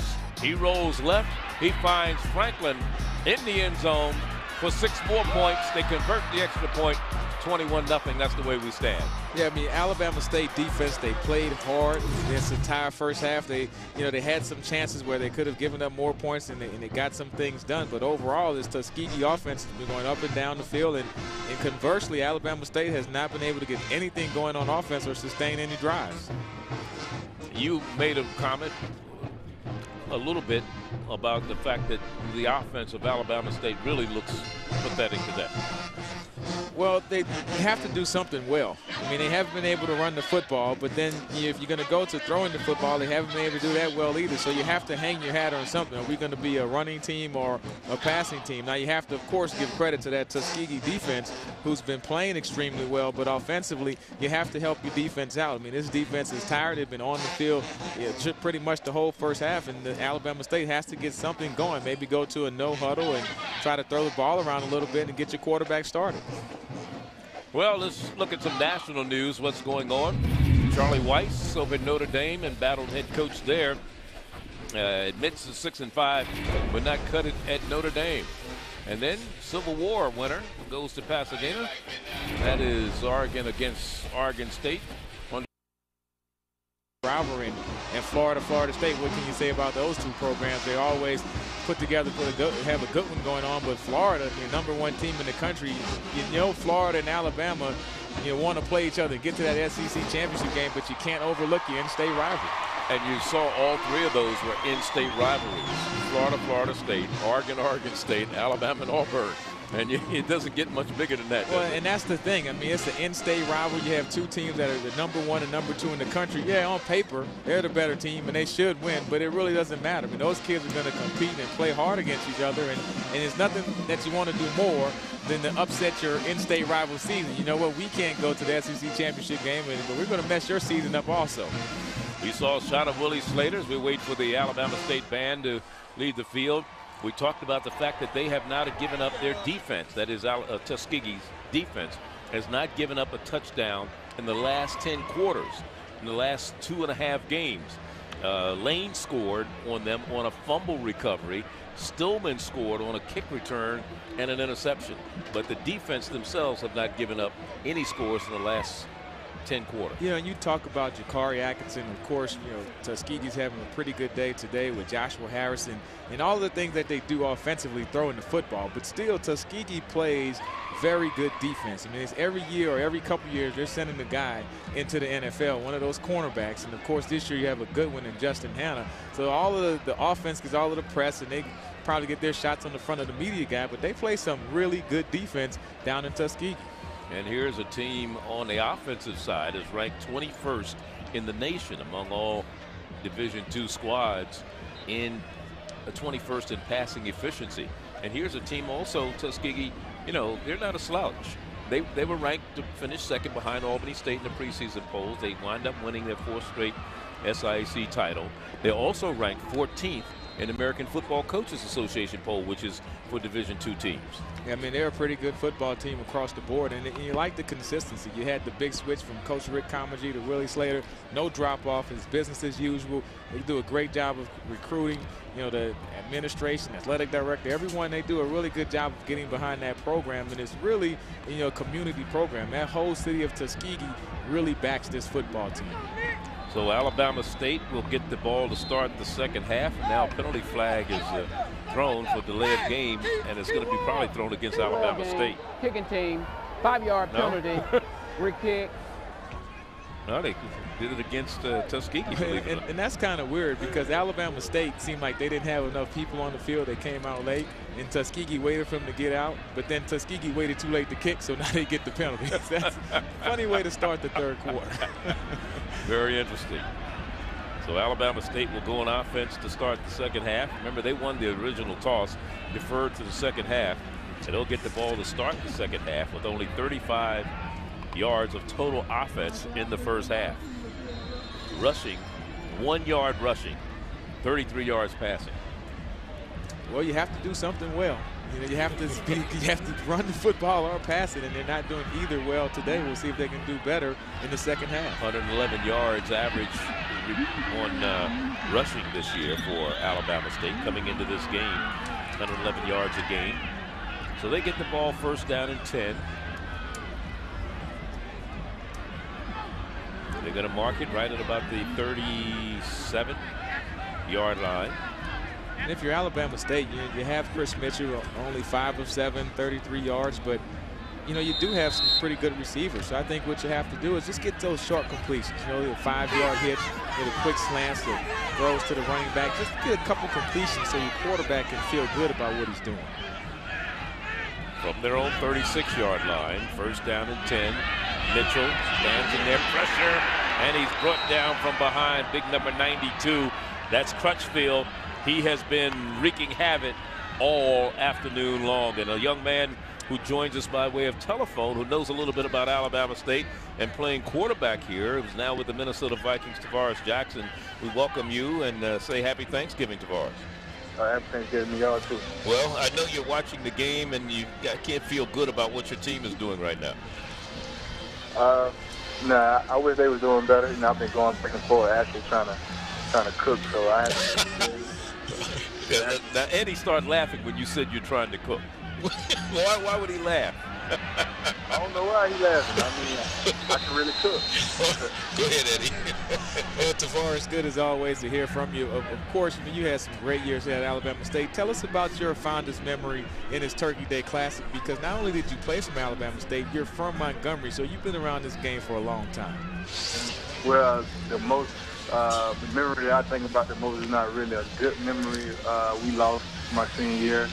On the last third of the game, we went for 2 and we lost the game. But other than that, I had a lot of great memories. My first year at ASU, we beat Tuskegee, and you know, I went to a game my senior year in high school. You know, watched Donnell Kennedy play, and it was great to see the guys out there. And there's some of the numbers we're putting up that you put up while you were here. 03, 1,900 yards and 18 touchdowns in 04. 2,500 yards and 20 touchdowns in 05. You put up 2,600 yards, 25 touchdowns, and was only intercepted 5 times. And of course, that got you a berth in the National Football League. Talk about your experience in that transition, and what was the biggest adjustment you had to make coming from Alabama State going into the NFL? The biggest adjustment was probably the blitzes and the 2 different coverages and stuff. And like pretty much at ASU, when I was at ASU, whatever, if you see one coverage, you would like to see that same coverage throughout the game, you know. But, you know, maybe a couple of wrinkles here and there. But in the NFL, you know, guys are a lot smarter. Guys are, you know, more experienced, and they know how to disguise different coverages and disguise different blitzes. And you get a variety of different stuff, and you got to kind of, you know, make sure you study a lot of film, make sure you're on your P's and Q's with that. Now, Tavares, of course, you know, being the backup to one of the legendary players, Brett Favre. Of course, he was playing in the NFL when I was playing, and he's still there and doing it at a high level. How do you think that's going to help you prepare when you get your opportunity to be a starting quarterback once again, and the type of things that you can learn from him? A lot of small things that he does, you know, and like the way he thinks. You know, he's all about, you know, getting easy completions and stuff like that. And you know, once you start, you know, thinking like the way he thinks, and you know, obviously he's been doing it way longer than I have, so he's seeing a lot more defense and seeing a lot more coverage and have a lot more experience than I have. But you know, I feel like these 10 weeks that I've been with him and watching him, I feel like I'm a better player already. So he just does so many things, and a lot of things that you kind of underestimate about him by watching him on TV, and just actually being here with him and seeing him every day, day in and day out. I mean, he's good for a reason. He works very hard, and he puts the work in, he puts the time in, you know, throughout the week. Well, Tavares, we wish you much success. We don't want you to burn your turkey up or your Thanksgiving dinner. We don't want the family to be mad at you. So we're going to let you go and go back to cooking, and hope you have much success the rest of the year. Only one loss for those Minnesota Vikings. And again, thanks for joining us here on Thanksgiving. All right, man. Thanks for having me. Okay, 12:46 the time remaining. Tavares Jackson, the former quarterback at Alabama State. We thank him for joining us. And here's a pass down the sideline, and out of bounds is Antoine Mitchell with his 4th catch of the afternoon, but he gets the first down across midfield down to the 46-yard line. Yeah, I mean, it's just business as usual for these Tuskegee Tigers in the second half. I mean, Antoine Mitchell, he's been running that hitch route, and they can get that whenever they want to because they have to respect his speed deep. So Tavares with his 4th catch of the day. I'm going to have to call him after this game because I don't think he's really cooking. You know, I'm not buying that one, Charles. Well, that's what he said. I mean, he's from Montgomery. He may know how to cook just a little. You know, I'm from New Orleans, and I know how to cook. But I don't know if Tavares Jackson knows how to cook. All right, we'll see. Here's Forney straight into the gut of the defense. You know, he talked about Hardy on the stop. Go ahead. He talked about as a young player, as a guy in high school watching Darnell Kennedy, who was the all-time leading passer here at Alabama State. And before him, you know, you had a guy, Ricky Jones, who played with me, who was a pretty good quarterback. And one thing these Alabama State fans have been spoiled with is having some really good quarterbacks. Yeah. But the last couple years since Tavares Jackson has left, you know, they haven't been able to find that guy who can have that program at a high level. And I think that's what's missing. You know, Coach Brawl's going to have to find that guy from the quarterback spot. This time, this one is just a throwaway by the quarterback, Joshua Harris, because they became with everybody on the blitz that time defensively from Alabama State. I think at some point you have to say enough is enough, and then you can see the homecoming court. You know, they always have those waves, those real slow waves, you know, and of course it is homecoming here at. You have to practice that. Yeah, they do. They do. They're doing a good job. It's kind of chilly here at night. Once that sun goes down, and of course, you know, a late start time for the game, so some people have to delay Thanksgiving dinner or either have it early. Of course, the tailgating is out there. And just a great atmosphere here at the Turkey Day Classic in Montgomery. I believe they call intentional grounding on the quarterback because there was nobody near. He was not outside the pocket, so it's a loss of down plus the penalty. In Alabama State, I mean, the offense started off this third quarter, couldn't get anything going. And the defense desperately needs to get a stop here or a turnover because you have to have a spark from someone, whether it's going to be a punt returner or interception with a bigger return, a fumble return. You have to have someone to step up and make a play, get your team motivated, and get your fans back into the football game.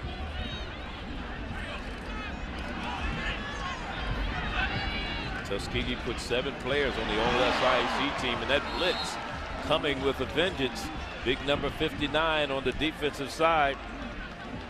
And that is Kanji Cotton. Yeah, he came into the game with 5.5 sacks with the inside move beating the offensive tackle, and you like it that Alabama State is starting to bring the pressure. I mean, you're down 21-0. You have to press on defense. You're going to have to pitch a shutout and create some turnovers if you want to win this football game. So you have defensive coordinator Joe Nix, who's having a more aggressive style as far as calling the football game here in this second half. The first time today that Tuskegee's come away with negative yards on a drive. They started at their own 34, and they're punting from their own 33. Fair catch called for and made right at the 27-yard line. So Alabama State will try to get something going when we come back. They're trying to get everybody in the picture. Trying to stay warm. Circle your calendars. The oldest HBCU basketball tournament in the nation is coming to Atlanta. Join us for the 77th Annual Postseason Classic, March 2nd through the 6th, 2010, on the campus of Morehouse College in the heart of the Atlanta University Center. For more information, visit www.thesiac.com. We play hard. Here's the men's room marathon. Going over and over. Now the night game. Waking up to go. These guys should see their doctors. Those could be urinary symptoms due to BPH. And Stars Hall, from all of us at ESPN Regional Television and all of the cameramen and the crew that gave up their Thanksgiving to bring this telecast to you, we say happy Thanksgiving. First down and 10. Alabama State. Mitchell, pass incomplete. Hannah was close to it. Defensively, he had more of a chance to catch that than the receiver.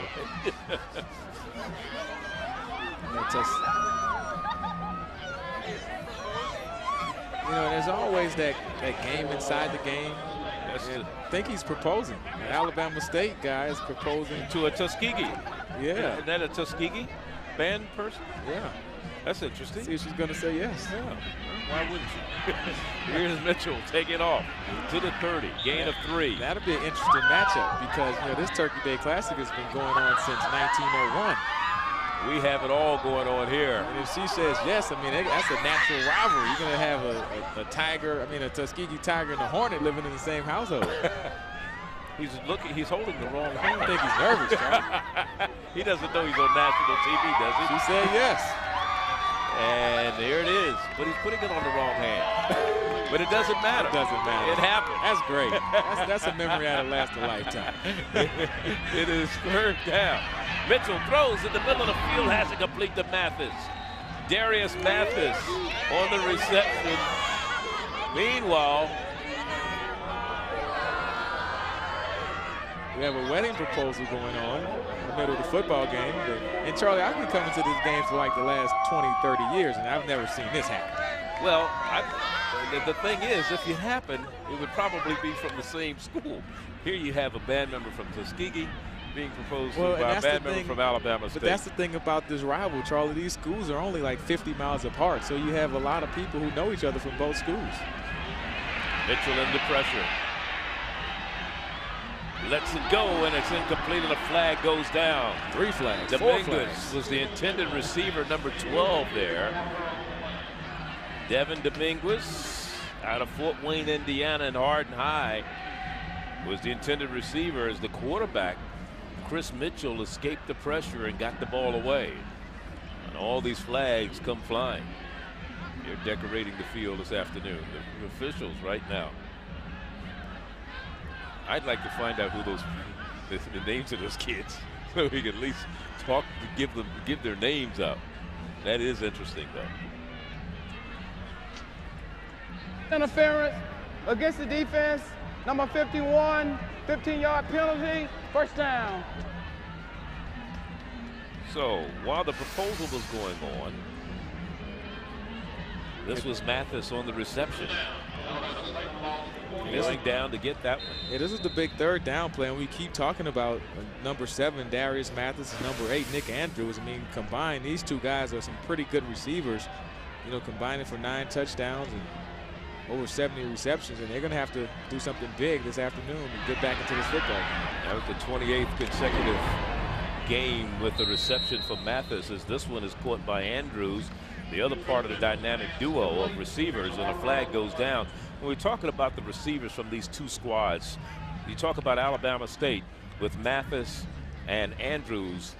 They've combined for 80 offense, number 70, 10-yard penalty, 1st down. They've combined for 80 receptions, 1,176 yards and 9 touchdowns, while Antoine Mitchell and Wayne Williams from Tuskegee have combined for 67 receptions, 1,150 yards and 9 touchdowns. So we're seeing 4 of the premier receivers in HBCU in this particular game. Yeah, I mean, we expected it to be some big-time passing going on. Of course, Tuskegee came out dominating the football by running it.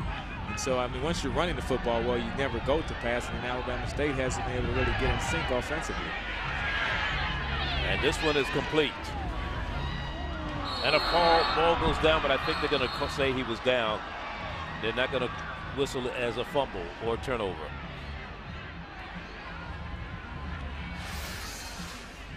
Tuskegee does a great job of selling the call. I mean, here you can see at the end, looked like that thing might have been coming out.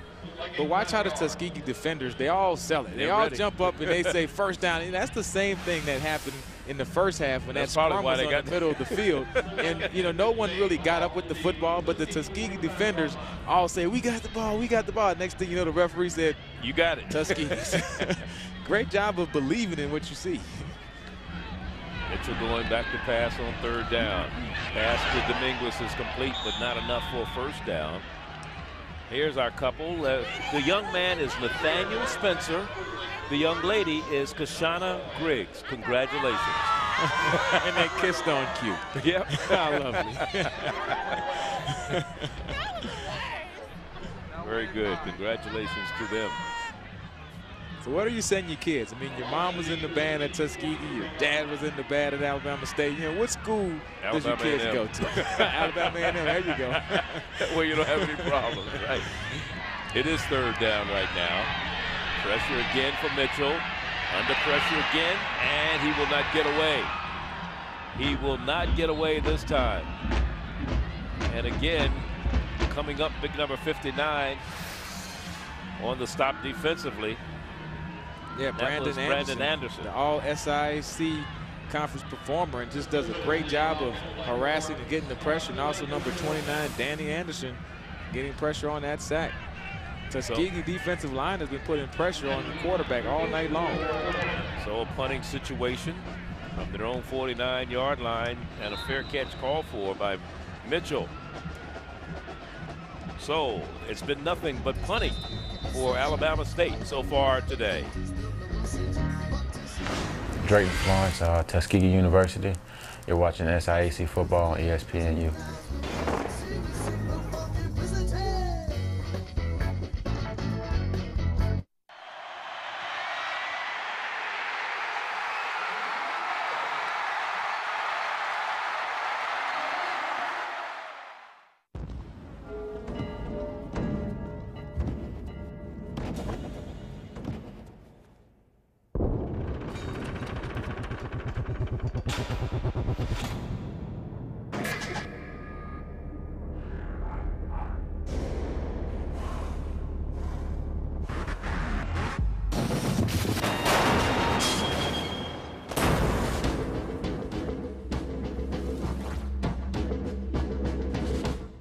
You bust your hump down the chimney, stuff the stockings over and over and... People still don't believe. Oh? What do you know about a new guy? Diet Dr. Pepper has 23 satisfying flavors, no calories. Yeah, right. Give me that. Sweet chocolate candy, marshmallow, jelly bean. That is good. So you want people to believe there's a satisfying diet drink?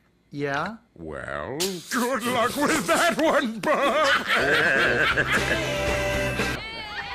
21-0. Our score. Don't forget, men's college basketball action continues on ESPNU tonight. 21-0. Our score. Don't forget, men's college basketball action continues on ESPNU tonight. The Florida State Seminoles face the Gales of Iona. It's the Old Spice Classic men's college basketball part of Feast Week, presented by Lowe's on ESPNU and ESPNU HD tonight at 9 Eastern. Along with Eddie Robinson, I'm Charlie Neal here. Happy Thanksgiving to you and yours. And Tuskegee with the ball at their own 11-yard line. They move it out to about the 13, a 2-yard gain. And, you know, you're talking about coaches who've been traditionally winners here at Tuskegee. We talked about Willie Slater, what he's done in his 4 years here. We talked about Rick Comegys. And you can't forget former coach Cleve Abbott, who won the 2005 American Football Coaches Association Trailblazer Award. This is a young man that had 6 unbeaten seasons, 6 national titles, 12 conference titles in the 32 years that he coached here. He's one of the candidates to be inducted into the initial Black College Football Hall of Fame, February 13th, up in Atlanta, Georgia. Well, it sounds like he's one of those pioneers who started off Tuskegee, so they're the winningest program in HBCU with those 619 wins. And you're talking about those 619 wins, you know, 2 years ago with Jakari Atkinson. Here's a school that had over 5,500 yards and 70 touchdowns. A team that's won 28 SIAC titles. I mean, you know, you look at the schools right behind them, no slouches, with some great coaches there. Jake Gaither at Florida A&M. And that's the one thing, you know, a school like Tuskegee, of course, is a Division II school. When you have coaches that have that amount of success, you have to wonder how long before they move up to the FCS level or beyond.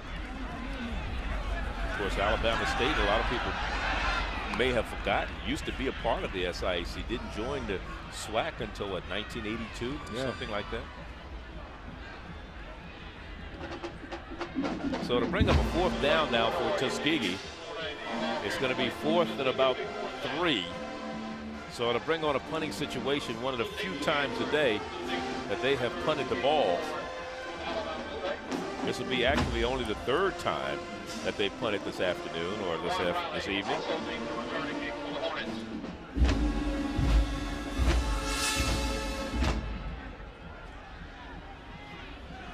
So a possibility for a short field for Alabama State, something that they really need right now.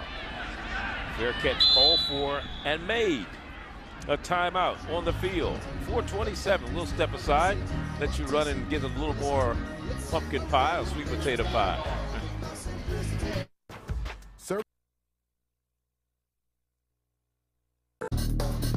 Just to show you how Tuskegee has kept up with some other national champions.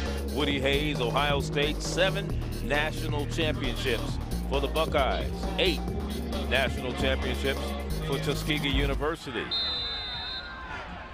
21-0 right now. No points have been scored here in the second half. That was all first half action as we have a new quarterback in the lineup for Alabama State. Or is that, I mean, well, that's number 13, and they say they're going to put that in. Well, he's not a quarterback. John Actually, Andrews. He's they call it the Houdini. It's their version of the Wildcat. And Andrews is taking the snap. It's kind of funny how Coach Barlow was talking about him coming into the game and running that yesterday. We'll talk about this after this play. This is a pass out in the flat by Spate, and this was complete. So Spate's in the lineup, the backup quarterback, but he was talking about Andrews coming in. He said, you know, as a coach, a lot of times when plays, you get caught up in the game and you forget about doing some specialty type things. And he said in the last game, he told him, he says, all right, we're not going to worry about us calling you to come in the game. You let us know when you want to come in the game. Right. What did the kid do? He said, first quarter, coach, I'm ready. He just took off and went in there and ran a couple plays. But you like that enthusiasm. But now we do have a quarterback change because you have number 9, Anthony Spate, that's taking over as the signal caller. He started the Magic City Classic game for Alabama State because Mitchell was banged up a little bit, and he gets this one complete. You know, and Anthony Spate, he's one of those kids that if he gets on a streak, you know, he's a hot, cold player. So if he completes his first couple of passes, you know, he's one of those guys that really can get himself going. And that's what Coach Barlow likes about him, that guy that can come in here and make something happen. And maybe he could get this spark to this Alabama State offense that they haven't had today. First down and 10, pass complete to T.C. McWilliams. Here's Spate dropping back to pass. Under pressure, caught from behind. Ball comes loose, but it's going to be whistled down. Darian Barnes with the sack from behind. Yeah, Darian Barnes coming into today's contest with 7.5 sacks. Just putting pressure once again on his Alabama State quarterbacks, and the offensive line just haven't been able to block the defensive rushers for Tuskegee. And of course, the coverage downfield has been equally as good because the times when they've had protection, you can't seem to get guys open enough to complete any passes. Just a great defensive effort all around by the Tuskegee Golden Tigers. And Barnes ranks 6th in the SIAC in sacks on the shotgun. Second down. This is complete, but nowhere to run for the receiver after he made the catch, and that's Raymond Traylor out of the backfield. 55 on to stop Jonathan Hall. Anthony Spate stepping up in the pocket, taking the short route to the running back Traylor, but he's upended hard by the middle linebacker, number 55, Jonathan Hall. Good form, textbook tackle. Now you have a 3rd and long situation for Alabama State. All an accounting major, number 10 tackler in the SIAC. He was a walk-on when he first came to Tuskegee. Spate standing in there under a little pressure, throws over to the near sideline, too high for Dominguez to get to it, and covering downfield was Hall once again, and to bring up a 4th down punting situation for Alabama State.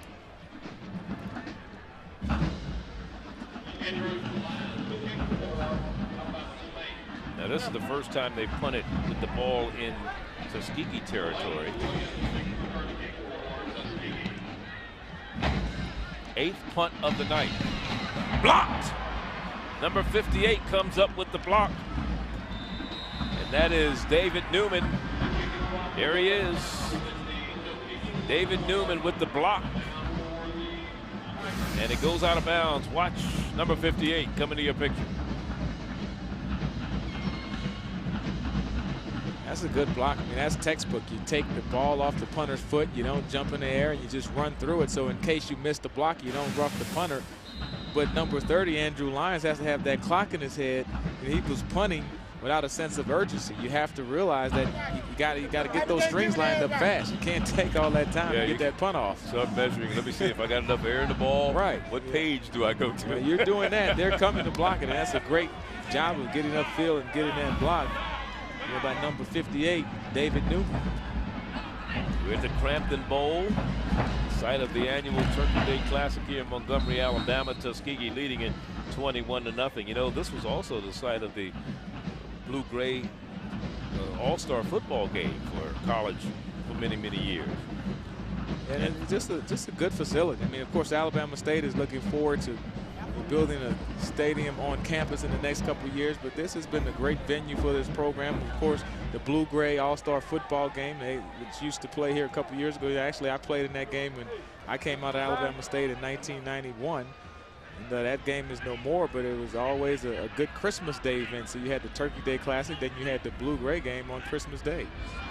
Offsides, number 34, Byron Powell, the middle linebacker for Alabama State, encroaching in the neutral zone. Meanwhile, you're talking about this particular facility. Offside, defense number 34, unabated to the quarterback. 5-yard penalty, second down. There will be a historically black college university senior bowl played here December 19th. And I think Tuskegee has like 3 members of their squad that's going to participate in there. And I know, I believe Justin Hanna probably will play from Alabama State. Yeah, Justin Hanna, that's the talented cornerback from Tuskegee. I know 53. I'm sorry, yeah, from Tuskegee, but from Alabama State, they will also have some representation in here. It might be Hardy.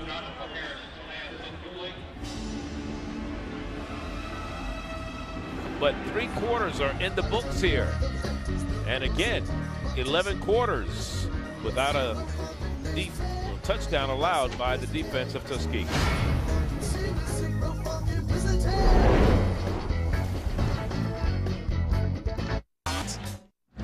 Tuskegee leading 21-0 as we start the 4th quarter, looking for their 5th straight win of the year.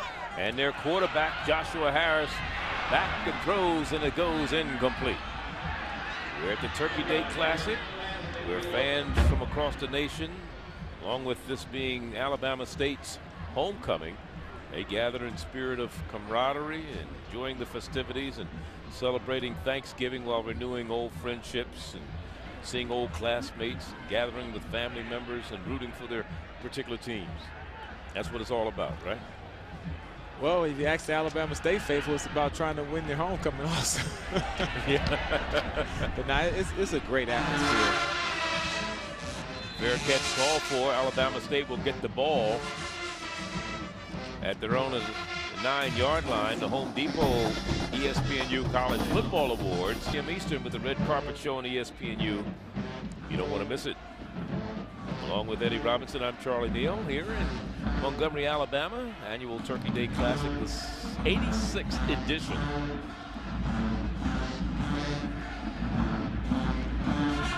This one thrown way too big.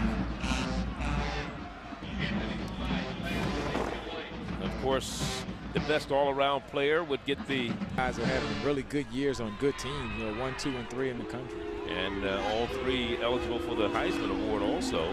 Of course, Mark Ingram would be the first, should he win, player from Alabama to ever win the Heisman Trophy. Yeah, we talked about that. Well, I guess it's not a big surprise because Alabama has always been known for having great defensive football teams and defensive players. But it's still, somewhat of a surprise that you haven't had, someone from Alabama win a Heisman Trophy with all of the national titles that they have and everything else. So it's 3rd down and 10, Alabama State.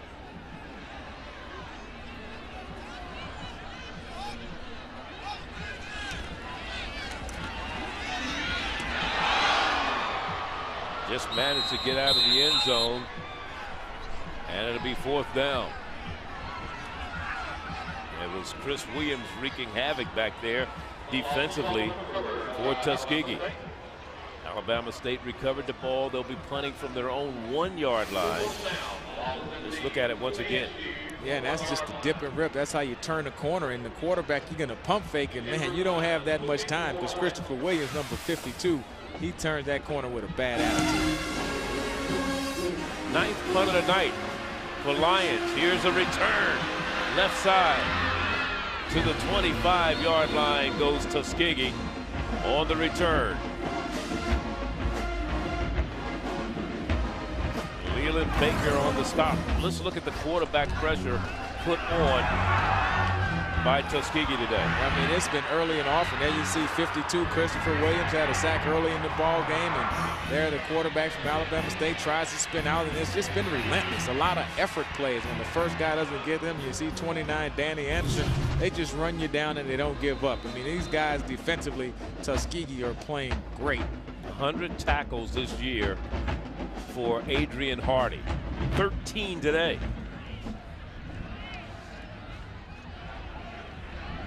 And there's the freshman, Bacon, on the carry, and he's carrying people with him. Now you talk about number 53, Adrian Hardy, and he's a senior playing in his last college football game for Alabama State, but truly the emotional leader of this Alabama State football team. He's had a very good career. You know, 100 tackles today, and out of Selma, Alabama, and just a very hard-nosed, tough football player. Not enough of those type of guys out there for Alabama State today. Well, again, we know that the question is going to come up. Is Reggie Barlow going to be able to survive this onslaught, especially what happened here today? We'll talk about that after this play as they keep the ball on the ground on the right side with Pashley on the carry. Your thoughts about that? Well, you know, Reggie Barlow is a guy that I saw coming to Alabama State as a freshman, played with him at Alabama State and with the Jacksonville Jaguars. And you know, when I think about Coach Barlow, he's had success at every level. You know, he was great in high school here at Lanier High School, All-American at Alabama State. You know, went on to play with the Jaguars, the Raiders, Super Bowl champion with the Tampa Bay Buccaneers. So it's kind of hard when you get into a situation and you coach 3 years at your alma mater and you don't have a winning record in any of those years. So a lot of people were saying, of course, he came in with no coaching experience also, as far as the head coach is concerned. Correct. Right. This pass complete at the 9-yard line. Mitchell with the reception, and that's his 5th reception of the night. But you know, Charlie, I'm always one of those guys that unless a guy is doing something detrimental to the program, meaning recruiting violations or just something terrible or outside the lines, I think you always give a coach that one more year to try to get things moving in the right direction. And although the wins and losses doesn't equate to success, I think that Coach Barlow still has the program under good control and they're moving in the right direction. Plus, of course, at some point you got to win. Right. Plus he cares because he's an alum. Correct. He played here. He wants to see the program do well, and he expressed that to us when we talked to him yesterday. He's not just here to earn a paycheck.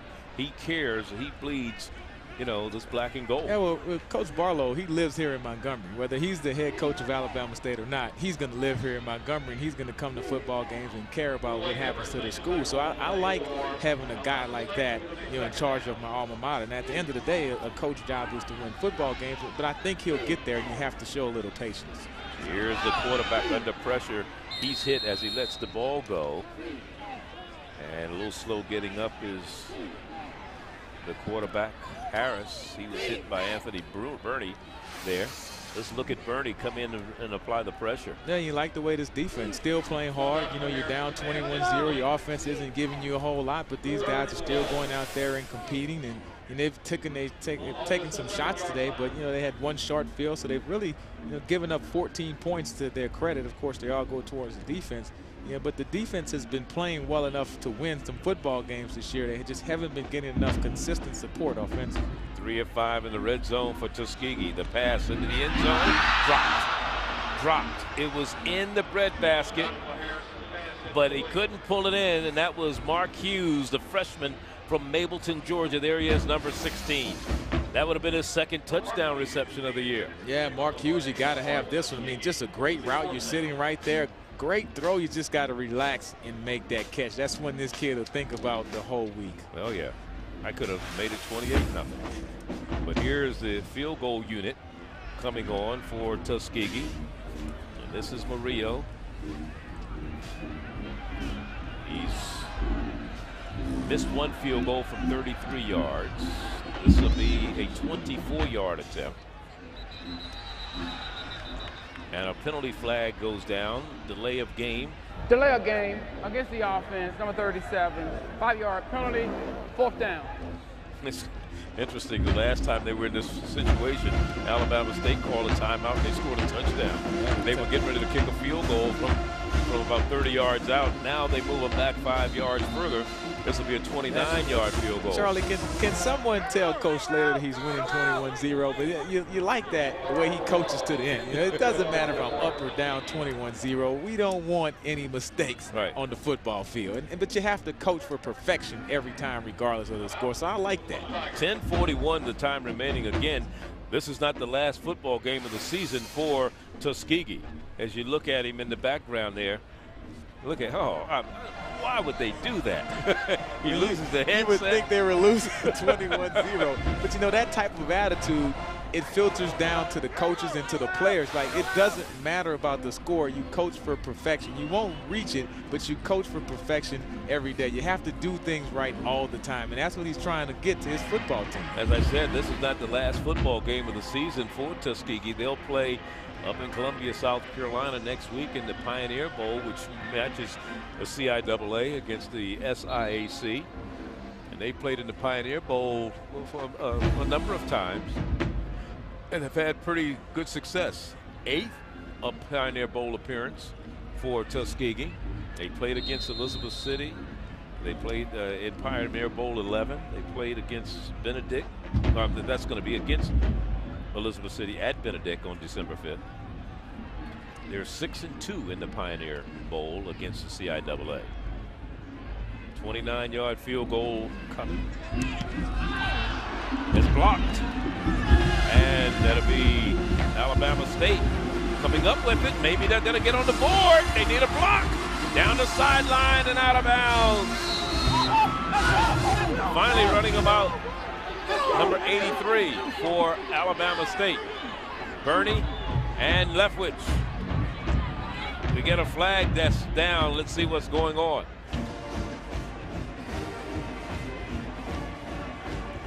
A good block.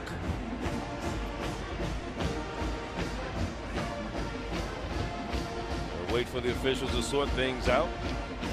Personal foul, and it's against the, now they're saying it's against Alabama State.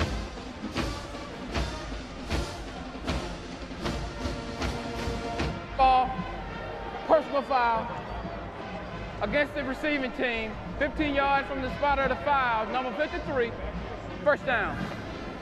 It was against number 53 from Alabama State, Adrian Hardy. And we'll be back.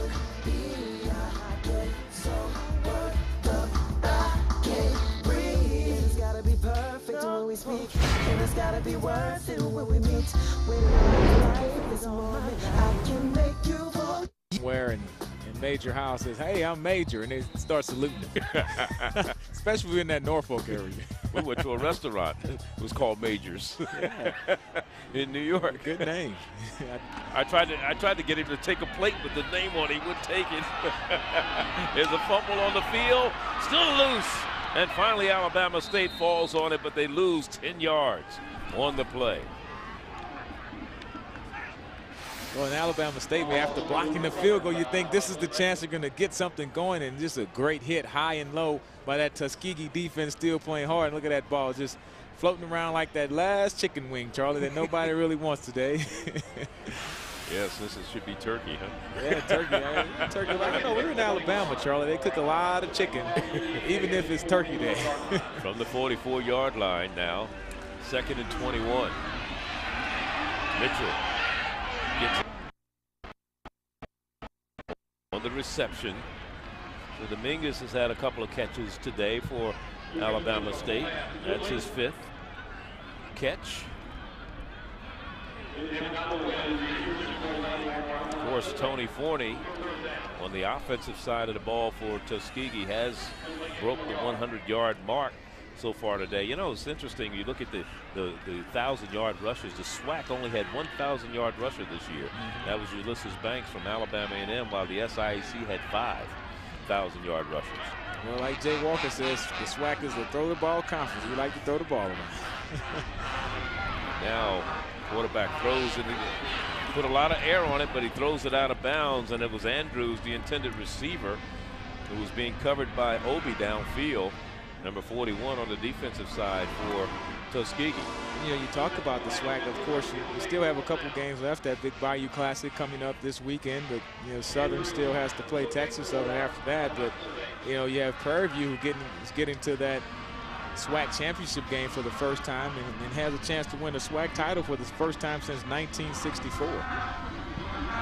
10th punt of the day for Alabama State's Andrew Lyons. I'll tell you, he's been a busy man this afternoon. The deepest penetration for Alabama State has been to the Tuskegee 42. We'll be back. And men's college basketball action continues on ESPNU tonight as the Florida State Seminoles with Ryan Reed and Chris Singleton take on Iona and ESPNU HD lobby.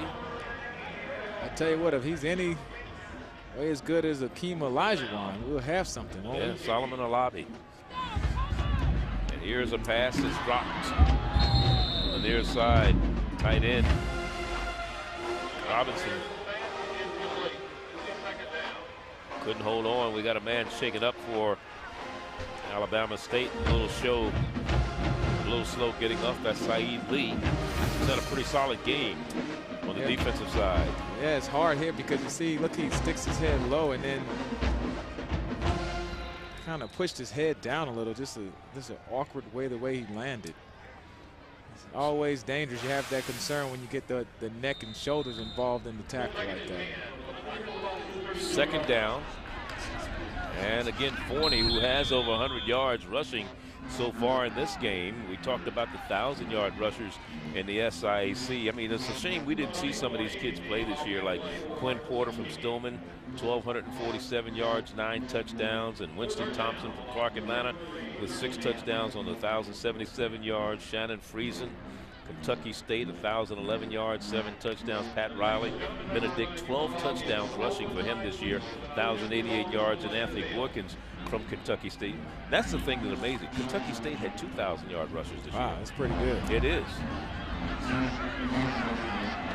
And the quarterback under pressure, and it should have been picked off. Alabama State had a golden opportunity that time and just couldn't get it done as Joshua Harris is brought down.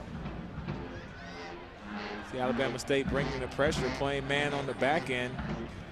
You had 2 guys sitting right there, and I think if the first Alabama State defender wouldn't have tapped the ball, they would have had a chance for an interception, but that was number 5, Jason Bruce. You know, just playing instinctively. You see a football out there, you just knock it down. You don't know who's standing behind you. So Tuskegee punting, a rare occasion for them. Fair catch called for.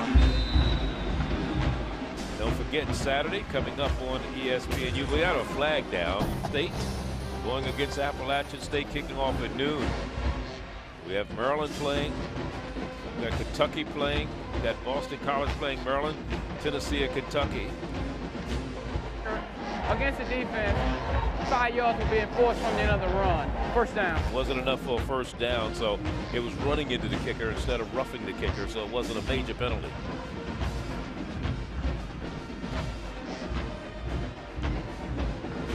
So Tuskegee, only the 5th time tonight that they've putted. But again, there's been no scoring here in the second half by either team. Well, it was 21-0 at halftime. Yeah, and I'm sure that's fine for Coach Slater because with a 21-0 lead, I mean, at this point, you're just trying to pace yourself, run a little clock. You're playing good defense. And look at this. I mean, 0 points allowed in 177 minutes, 11+ quarters, you know, 142 plays. Great job by our stat guys in getting that information together. But that's some dominant defense. You know, you talk about all these great offensive players that Tuskegee has, but they win with defense year in and year out. And like I said, that's by their defense having given up any points like that. The other team scored by way of either an interception or something of that nature, and they gave up points as they get a pass. That is Alabama State complete. And that's, again, Dominguez on the reception. 7:40 remaining in this contest, the 86th edition of the Turkey Day Classic from Montgomery, Alabama, the Cramton Bowl. Along with Eddie Robinson, I'm Charlie Neal, hoping you're having a great Thanksgiving Day. Quarterback under pressure, steps to the right, throws, and has it complete for a first down and out of bounds. Is complete to McWilliams as Mitchell is back in the lineup. Remember, we've seen 3 different people handle the ball from center tonight from Alabama State. We saw Spate come in. We saw the young man who comes over from the defensive side of the ball on the Houdini, John Andrews. And now, again, Alabama State wants to go away with something. They don't want to be shut out in this game. Here's Mitchell under pressure. Flag goes down in the vicinity of holding as the umpire threw the flag. Yeah, but right now the Tuskegee Golden Tigers, man, that front 4 is just really just teeing off on the quarterback. Yeah. They're in sprinter stances and they're going for holding the sacks. on the offense, number 77, 10-yard penalty, first down. Brandon Anderson was the man putting pressure on the quarterback, along with Crutchfield, Malcolm Crutchfield. And let me tell you, Charlie, defensively, there's nothing like at the end of the football game when you're up 21-0 and your defensive linemen know we don't have to worry about the running game. We can just do our best pass rush move and try to get sacks. And that's what those guys are doing right now. And what we talked about, defense hasn't been scored on in 11+ quarters. Lane scored points. They scored 6 points, but it came on a fumble recovery. Stillman scored on a kick return and an interception. That's how they were able to get their 14 points. We got another penalty. Flag goes Before down. the snap, false start on the offense, number 77, 5-yard penalty, first down. You get 2 penalties in the same before they snap the ball. Wheeler, that's Aaron Wheeler. So from the 23-yard line, or 22 is where they're going to mark the ball right now, with 6:42 to go. And when you look at the yards, 304 yards put up today by Tuskegee, just 62 by Alabama State. And out of those 62, they're minus 32 yards rushing. And this one goes incomplete. Dominguez, they were trying to set up a little flanker screen, as you saw the linemen, Showalter and Wheeler and those guys downfield blocking. Yeah, but if you look at what Alabama State has done today offensively, or haven't done, it's just haven't had any type of continuity, and that really has been their Achilles heel going down the stretch. Games against Jackson State and Southern, they've had some pretty good defensive efforts, but look at the stats. 196 yards to -46. Of course, that's because of the sacks. They count as negative rushing yards, but you can't win like that. You have to be able to, have some good offensive plays and then put points on the field. Yeah, they've lost 3 of their last 4 games coming into this one. That one's picked off easily by Baker. Kenneth Baker with the interception. And so that's the second turnover of the ball game, but the first interception of the ball game by either team. The first one was a fumble on a kickoff return. So Baker comes up with the INT. That's his 4th interception of the year. You already know. Okay, yeah. And this comes with 6:10 to go in the ball game. Of course, unless there's some type of miraculous comeback by the Hornets, it seems as though Tuskegee has this game under control. But from an Alabama State standpoint, like we said in the open, this is your homecoming. And so you have a lot of people who only come back once to see your football team, and they don't like to see them losing against Tuskegee year in and year out. No, indeed. And that's something that you have to get fixed. You have to beat your rivals. You have to beat the Alabama A&Ms. You have to beat your Alabama State. Your Tuskegees. Those rivalry games, and that's the games that Coach Barlow hasn't had a lot of success in since he's been here at Alabama State. Tuskegee has won 4 of the last 5 classics coming into today's game, and all but 2 this decade. Alabama State, Tuskegee lost in 03. They lost in 08. And of course, the 07 game was very exciting, and Tuskegee was an official's call away from winning it last year. First down.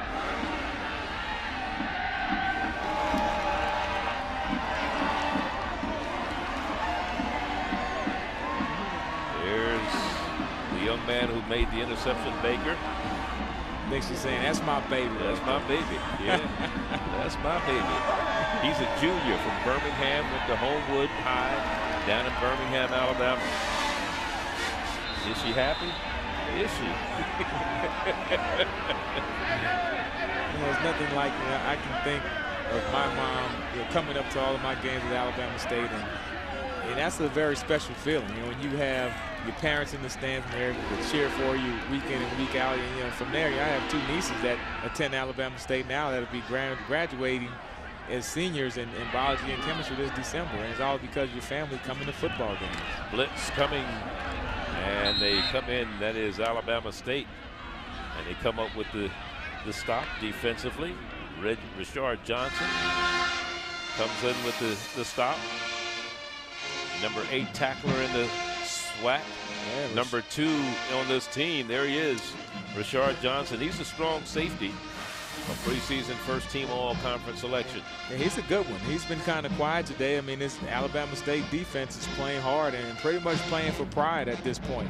We talked about 84 guys within the state of Alabama between these 2 teams. So a lot of these players, they went to opposite high schools. They know each other, playing against each other in Little League and now in college. So still a lot of pride out of these players. Harris throws, has a complete midfield, right at the 49-yard line.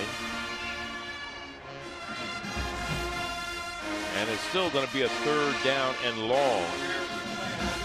They have to get all the way down to the 22-yard line to get a first down. But the clock continuing to run, as the sun has set long time ago on Alabama State in this 86th edition of the Turkey Day Classic. Yeah, I mean, this has just been pretty much Tuskegee taking control of this game just from the start with that dominant running game, and then just going on from there with great defense. Pass long down the field, and this one is picked off.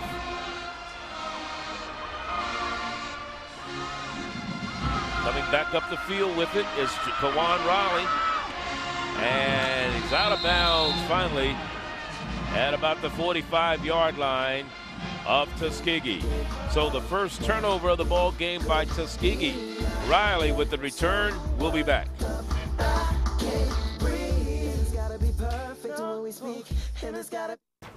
Circle your calendars. The oldest HBCU basketball tournament in the nation is coming to Atlanta.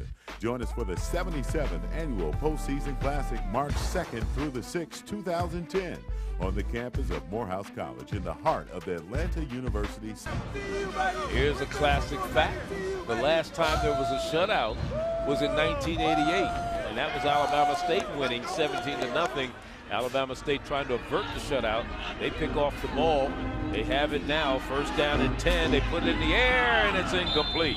Mitchell on the pass, and that interception was returned 42 yards and set this drive up for Alabama State. It was their 11th interception of the year. In fact, they've run back 2 of those 10 interceptions that they've had prior to the night for touchdowns this year, Eddie. Well, I tell you what, if I'm Tuskegee, defensively, I'm playing to pitch a shutout. There's nothing worse when you play 3 great quarters of football, 3.5 great quarters of football, then you give up a score at the end of the game. So I look for these Golden Tigers to still play hard and try to finish this great defensive effort. Mitchell throws, and it's complete right at the 41-yard line. Called the forward they call progress, it incomplete.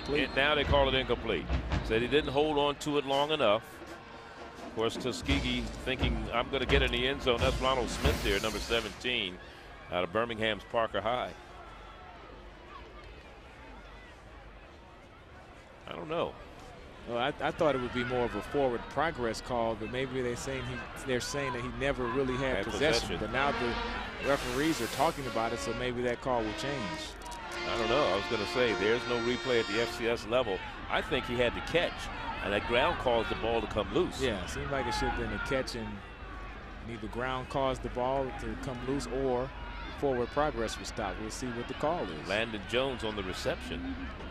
If it's a completed pass, the ball will be placed at the end of the run for 3rd down. So it was a completed pass. And Charlie, I'm going to make you feel young. Back in 1988, that was my freshman year.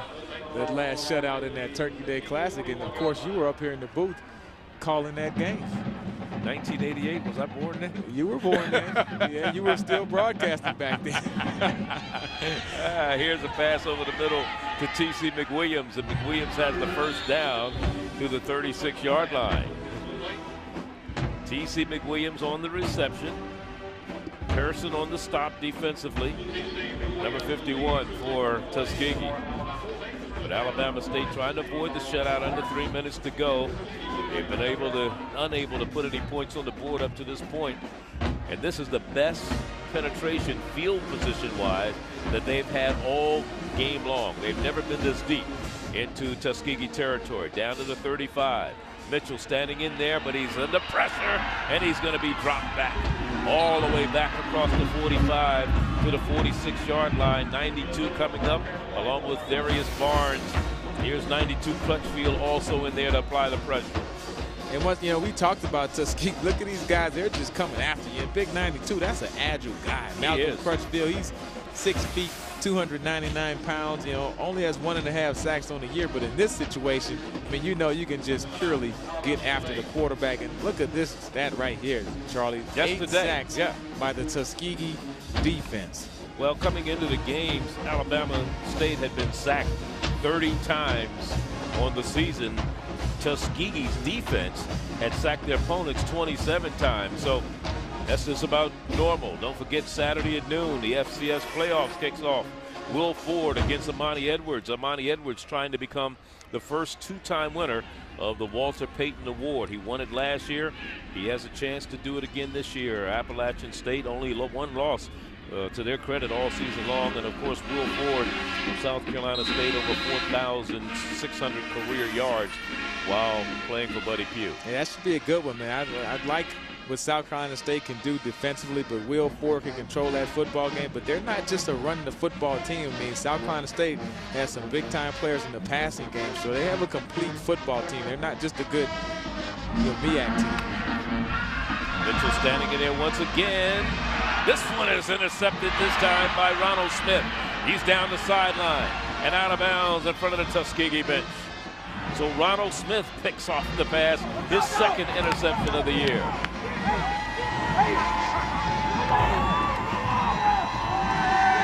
So that probably will mean we won't see any points scored by Alabama State tonight. I don't think so, unless something happens defensively, something out of the ordinary. But look at number 17 on Turkey Day, Ronald Smith. I guess he's looking for his mom to give her the football. And yeah, we already saw Baker with his family in the stands. Now he said, where's my family? Did they leave early?